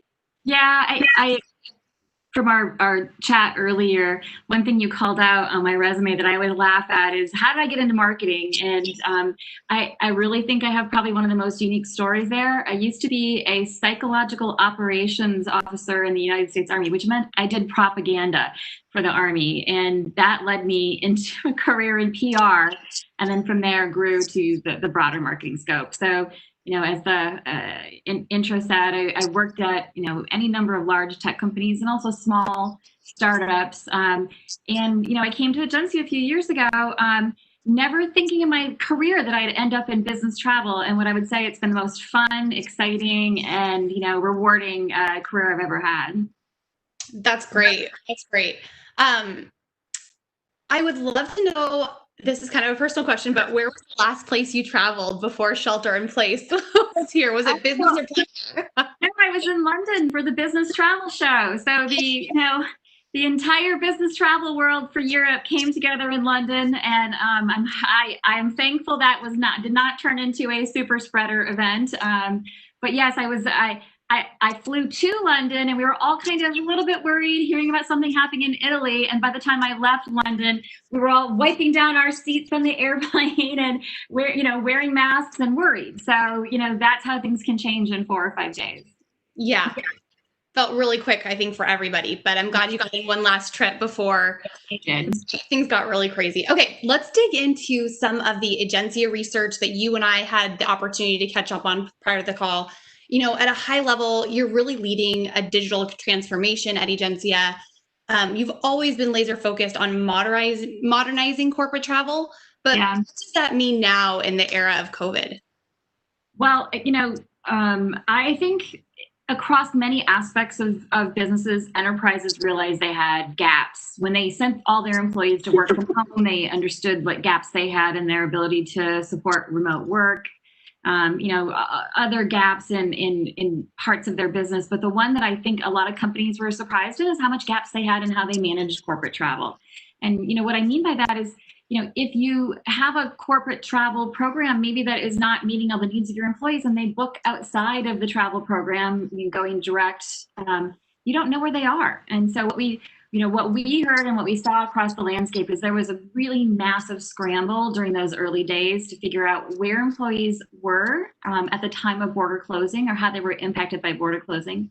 Certainly massive scramble to get people home safely, but also just knowing where employees had been and being able to look back and do that kind of appropriate looking, have any of my employees been in hotspots in the last 30 days? Do I need to check in with them? So that concept of duty of care, that concept of travel risk management, I think really rose to the fore during this period, and it's just not going away. And companies that have come and had good discussions with Egencia over the last few months, what we hear from them is we really want to modernize our travel program to have that really great end-to-end experience, understand where our employees are, have a program that is similar in all the markets that we're in, same data, the same insights, the same travel risk management, the same duty of care across that portfolio.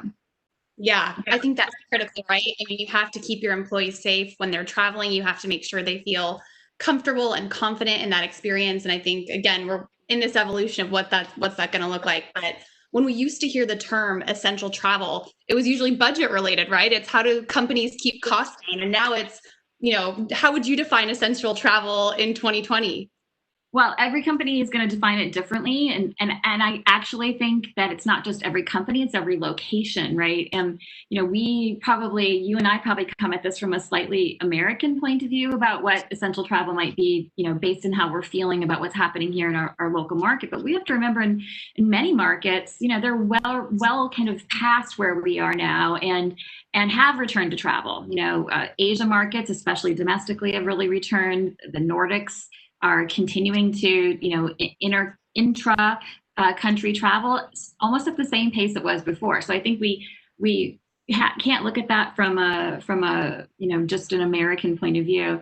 And then what I would say also with the essential travel is back to that employee and traveler well-being. What we've seen during this period, we did a survey of our clients just to understand their attitudes and what they were doing with their programs. More than half had dramatically changed policies. The word mandate is creeping into the corporate travel conversations in a way that many companies with cultures that really weren't comfortable with the concept of mandate are bringing the word mandate out now. So we've seen that, all kinds of changes to pre-trip approvals, new requirements, including, like I've heard from some customers requiring employees to sign a waiver before they travel, right? So for people like you and me that are road warriors, for many of my friends who are, sellers who really want to be out in front of customers, they consider that essential travel. So I think, again, it differs. Yeah, it does by company. And then it's hard not to have the American-centric point of view. But where are you starting to really see corporate travel come back from a global perspective? Yeah, I think the couple areas that I mentioned for sure, in the APAC region, domestic travel is coming back very strong. I think like any I think what we're going to see and what we're already seeing is the kind of accordion, like, open, close, or ramp up, ramp down as people get concerned about, heightened virus rates. But I just this week got all kinds of pictures from my team in our London office. Here we are in the office, social distancing together, but in the office. Right. So I just think in each market, as the market conditions bear, people will be traveling. It's interesting. I was thinking as I was listening to the last guest from Hyatt about the other thing that we're seeing, again, with our salespeople, even in markets where offices are open and travel is restarting. It's really interesting to see the important and elevated role of hotels near offices. Because what I'm hearing, especially from our sales teams, is clients want to meet you. They just don't want you to come to their office. They want to meet you at the hotel down the street. So hotels have a whole new role as the center of business activity for us and our clients. Interesting. I wonder how that will influence partnerships and how we think about the flexibility of hotel space, right? Even Liz talking about in-room dining as part of a critical benefit offering their top customers. It's interesting how that evolves and how you would just never think of that being a kind of potential keystone to the business as it evolves through where we're at now. Okay, so go ahead. People want to travel. And people want to meet. I think we all know the value of face-to-face meeting. At Expedia Group, we have a saying like travel is a force for good, right? It brings people together culturally. It removes friction from business process, et cetera. We did a study last year with Harvard. We had them look at what does it mean to have a culture of travel, or what does it mean to have a great business travel, policy or experience for your team? What does it mean to your business? And through that study, we discovered that companies that invest in and have great travel policies and travel programs actually do well across every aspect of their business compared to those who don't. So, if you looked at things as broad as profitability or customer retention or even employee satisfaction, most of those numbers for companies that had great travel and business travel programs were 2x that of the companies that didn't, right? So we know that I think all of us intuitively know that business travel is a force for good, on top of, just leisure travel or travel in general, but the data proves it out. And then just last week, Harvard released yet another study about the GDP impact of travel. As an example, they said if Germany stopped traveling, in their region, the GDP of the countries closest to Germany where Germans travel to would drop by 5%. So it's significant that business travel, needs to come back and should come back in the right way. Yeah. I want to ask this pretty high level, but what pillars of business travel do you think are the most important right now as we do slowly and safely start to reopen? I mean, everyone's talked about cleanliness, right? And that piece of it, but is there anything else that you think is critical to, what this elevated business travel experience is going to look like? Yeah, well, to your initial point about transformation and digital transformation, travel has always been thought of maybe as a cost or an expense line on the company's P&L, right? So kind of solely in the hands of the procurement team or, maybe somewhere in the CFO's organization. Nothing like a good crisis to elevate the importance of something. And now I think, what we're seeing is that, travel and travel considerations are a C-suite conversation. It's really elevated the role of the travel manager inside the company and the kind of the data they have to provide, the risk and control they have to provide. So I think one of the elements is always going to be like, travel risk management or even just risk management, writ large at the company level. I think that's going to be there forever. Just like masks are probably here to stay, risk management is here to stay.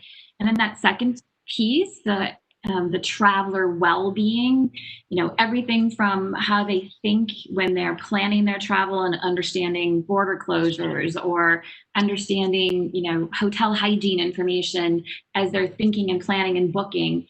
all the way through the notifications they're going to get, about what's happening at check-in for their airline, or what are the requirements on the at the other end when they arrive at their destination. None of that is going to go away. It's going to become elevated. It's going to, be a critical part of the travel planning and booking and management process going forward. And of course, the costs, the savings, the ability to report and manage the program, none of that's going to go either. That's going to continue to play a role going forward. I'm just excited about the kind of what I see as this elevated role of the travel manager inside the company, and obviously the amount of control and management they will have in their hands going forward. Mm-hmm. Yeah, it's definitely becoming a conversation across the entire C-suite versus just a cost consideration, right? And that's right. I love understanding. I mean, we all know this intuitively, right? But when you do something right, it pays dividends versus just doing it to do it. So I love seeing Egencia empower companies to make sure that they're really elevating that travel experience, and it's probably going to become quality over quantity, don't you think? It's not going to be the massive amounts of trips necessarily, but the quality of the trip, the investment. I mean, what do you think about that change? Well, I think this goes back again to your essential travel question, right? It's a lot easier to justify a trip if you're going to go see 6 clients, or do something that is very meaningful for a small number of days versus a quick in and out. I think there'll be some shifts in some cultures and mentality about like what equals a good business trip going forward. We're already hearing some of that from our clients too, that they're thinking differently about the approvals and getting more value out of the trip.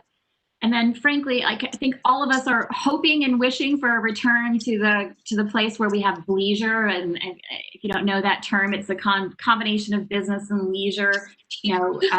What we've discovered in our research is that millennials really loved leisure, and and I would say I'm technically a Gen Xer, like on the cusp of that, and I like leisure. I like when I go to a new place for business, tacking on that extra day to go walk the city, to feel the heartbeat of the city, and I'm really looking forward to that too. And I think that if we're going to put ourselves on that plane and put ourselves in that situation, that we're gonna want to take advantage of those things. Yeah. And want the company to support that flexibility and that experience. Yeah, most companies actually do support that as part of their business travel policy. And I think it's a great part of that traveler well-being message. And, the employee brings their whole self to work, and, companies have to support that going forward. And I think the leisure aspects of that are important as a way of allowing people to bring their whole selves to their job. Yeah. And from a marketing perspective, how are you starting to, look at connecting with companies to excite them about their travel programs in this area? I mean, I'm sure there are people that are really gun shy. Maybe it's been a holding pattern, or you're seeing freezes from key customers. How are you starting to message and engage them in ways that make them really think, okay, I need to be actively coming up with a plan, because all of our fingers and toes and anything you can cross is crossed, that 2021 is a different situation for everybody. Yeah, well, I think that the answer to that has dramatically changed over the last 6 months. The first few months of this crisis, first of all, we're always there for our clients. And that's part of, it's the culture, it's the value, it's who we are at Egencia. Like I can tell you very firmly that during those first 6 or 8 weeks, there was a lot of 12 on, 12 off for a lot of folks at Egencia, where we were just throwing ourselves into being there to help our clients navigate, everything that they were going through, like mass cancellations, right?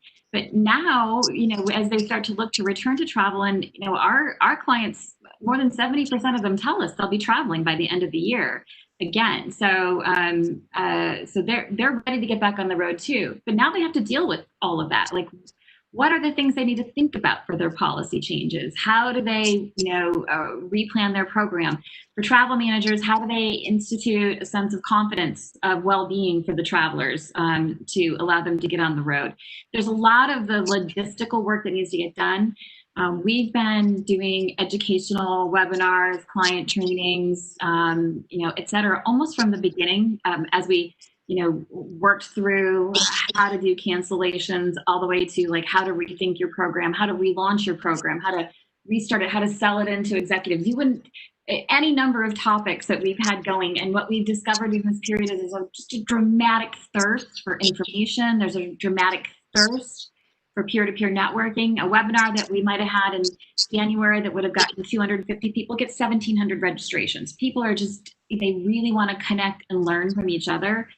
We've had a community for our travel managers for years, and we just spent this period just to really amp it up with great information, great insights, more support. And actually tomorrow we're opening it up to 40,000 travel managers to try to bring in more engagement, including, letting folks from the industry come in. We're launching a travel academy class on travel management basics to really help people that might be struggling right now or out of work get the skills they need to get back into travel management.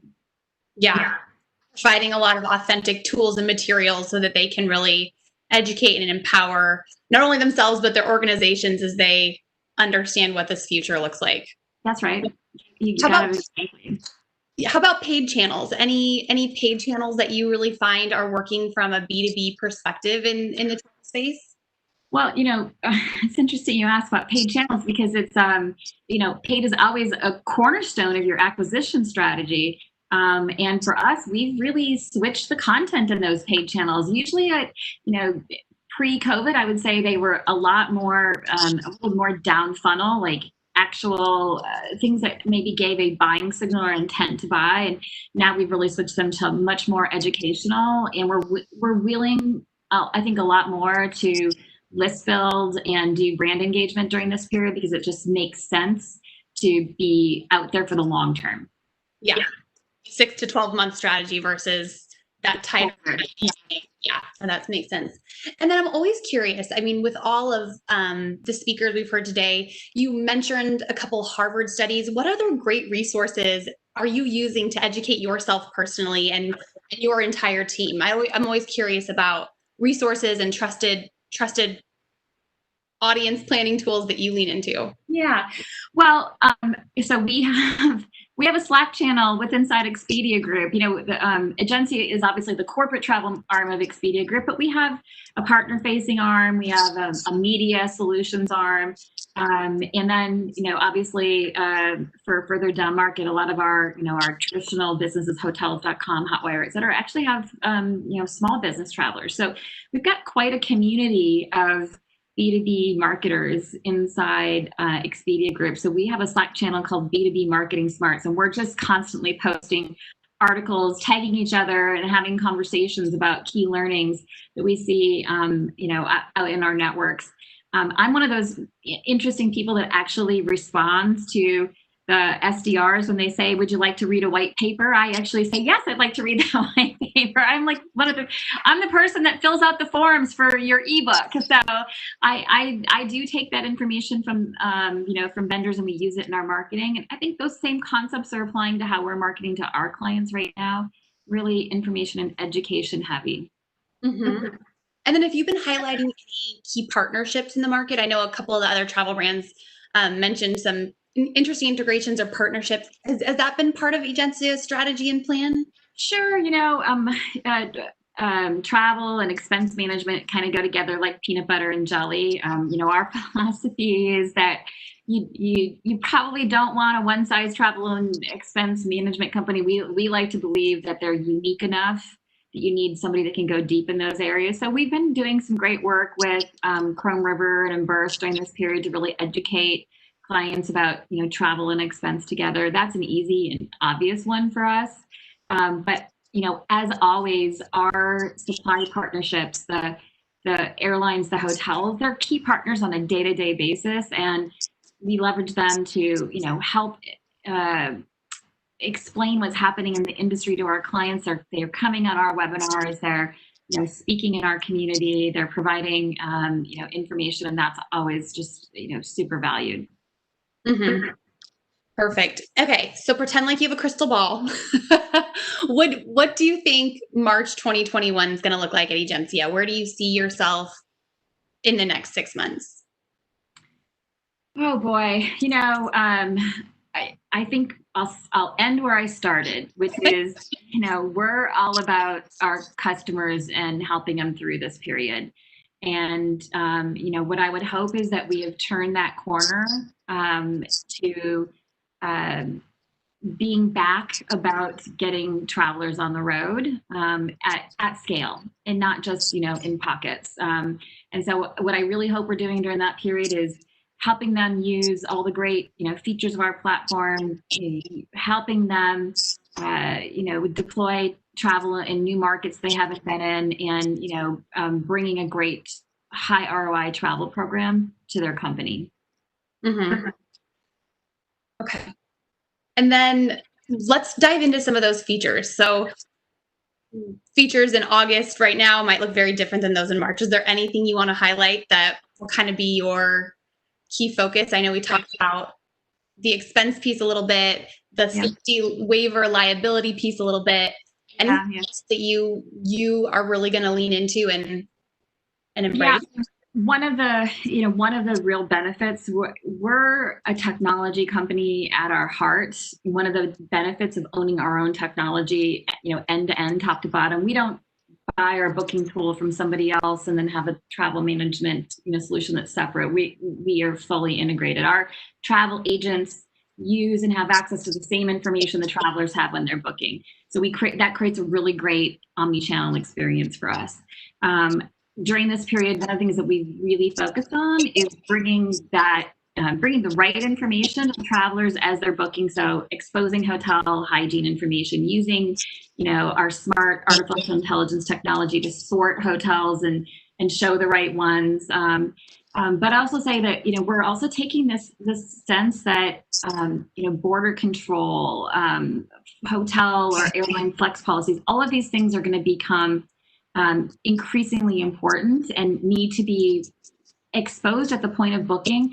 Right now, there's a lot of portals out there. You go over to the portal, you put in your leaving situation and your end situation, and it tells you what the requirements are. We really believe that needs to be just integrated into the booking experience. So you're going to continue to see more and more features from us that do that make it super intuitive, and give travelers the confidence they need to go ahead and book that trip. Yeah. And then I also liked we talked about the over communication, the communicating piece, right? Like if there are border changes, if there are flight changes, right? We're all adjusting day to day based on regulations or personal health and safety, right? So that over communication, the ability to really connect, I think becomes That's right. You want to see that information when you book. You want to see an alert in your app when something changes. You want an email when something changes. All of that seamless experience across, all your touch points is going to be incredibly important going forward. Mm-hmm. When do you think you will personally be back on the road? Or are you already back on? No, I don't think you are back on the road. Yeah, unless like going to my VRBO vacation rental this weekend, a few hours away. Everybody in the planet has logged into Vrbo and rented a place to get away, right now. So yeah, I'm rented a little farmhouse on the other side of the mountains just to go change the scenery for a few days. I'm super excited about that. That's about as far on the road as I am right now. But I'm really dying to get back to Paris and London to see my teams in those cities and be with our teams and be with the people that in our organization and with our clients. Yeah. No, that's so great. We took a different tack and bought a travel trailer, which is something I can't even believe I'm saying out loud. But it has been so much fun, and we have 2 little girls, and they've loved it. It's been making some lemonade out of some lemons to enjoy our stay a little more local. But I know from our company and our corporate travel, we feel, really supported. You have to have support. We're dying to see our clients, but we have to do it safely. And partners like Egencia and your tools and your features really make us feel great. So it's great. All right. That's great to hear. Open it up and see if there are any questions coming in. I'm going to check with the team. Give it a minute.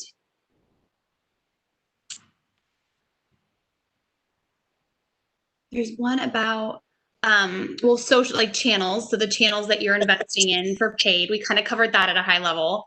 And you talked about the authentic materials and educations, but outside of like paid media, is social really important for you right now? Or, I mean, yeah, I think social is important always.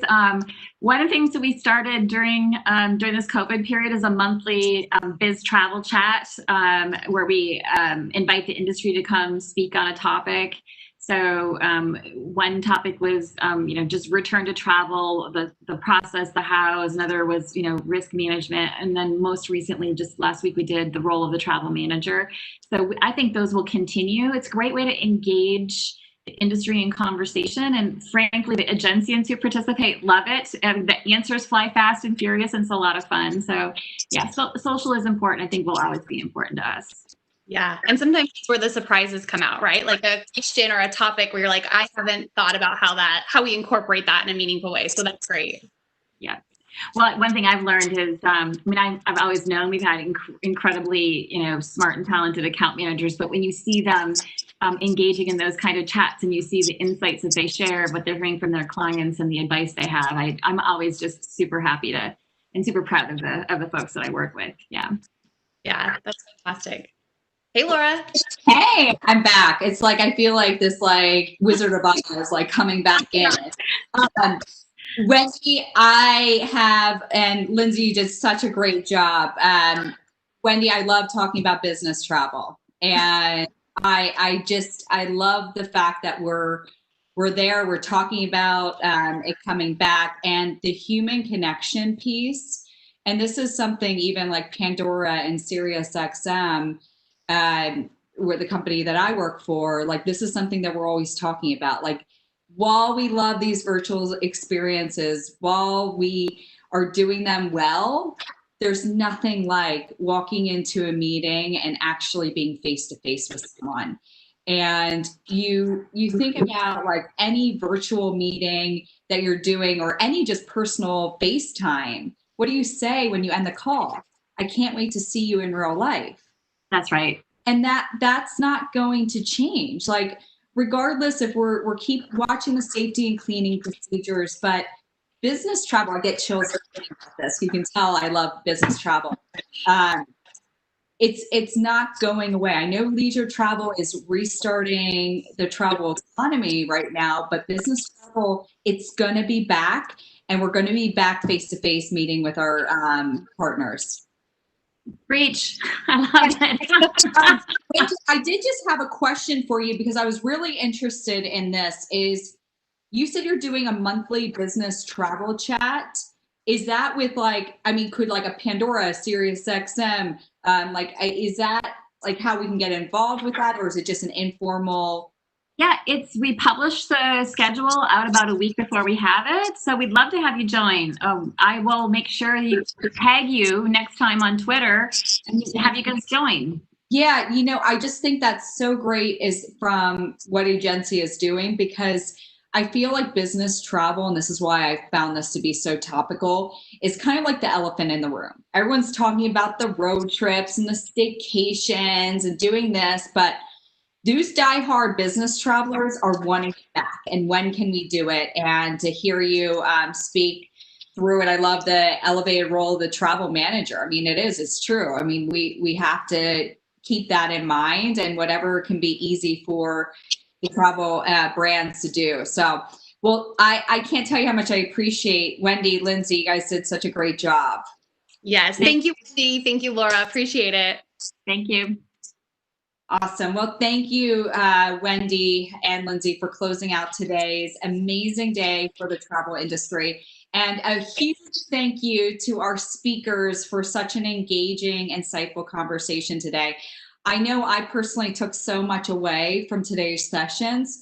I did want to end on my 5 learnings and my 5 takeaways, starting with testimonials. Let's hear from the customers. I think you heard that from United Airlines and Samsonite. It's let's hear some testimonials. People want to know what their travel experiences are outside just their friends and family. And partnerships. Every brand that we spoke to today mentioned a partnership that they developed. So whether it's developing one to highlight your safety and cleaning procedures with trusted brands, or what would resonate with your travel customers, like Hyatt partnered with Headspace, and then local.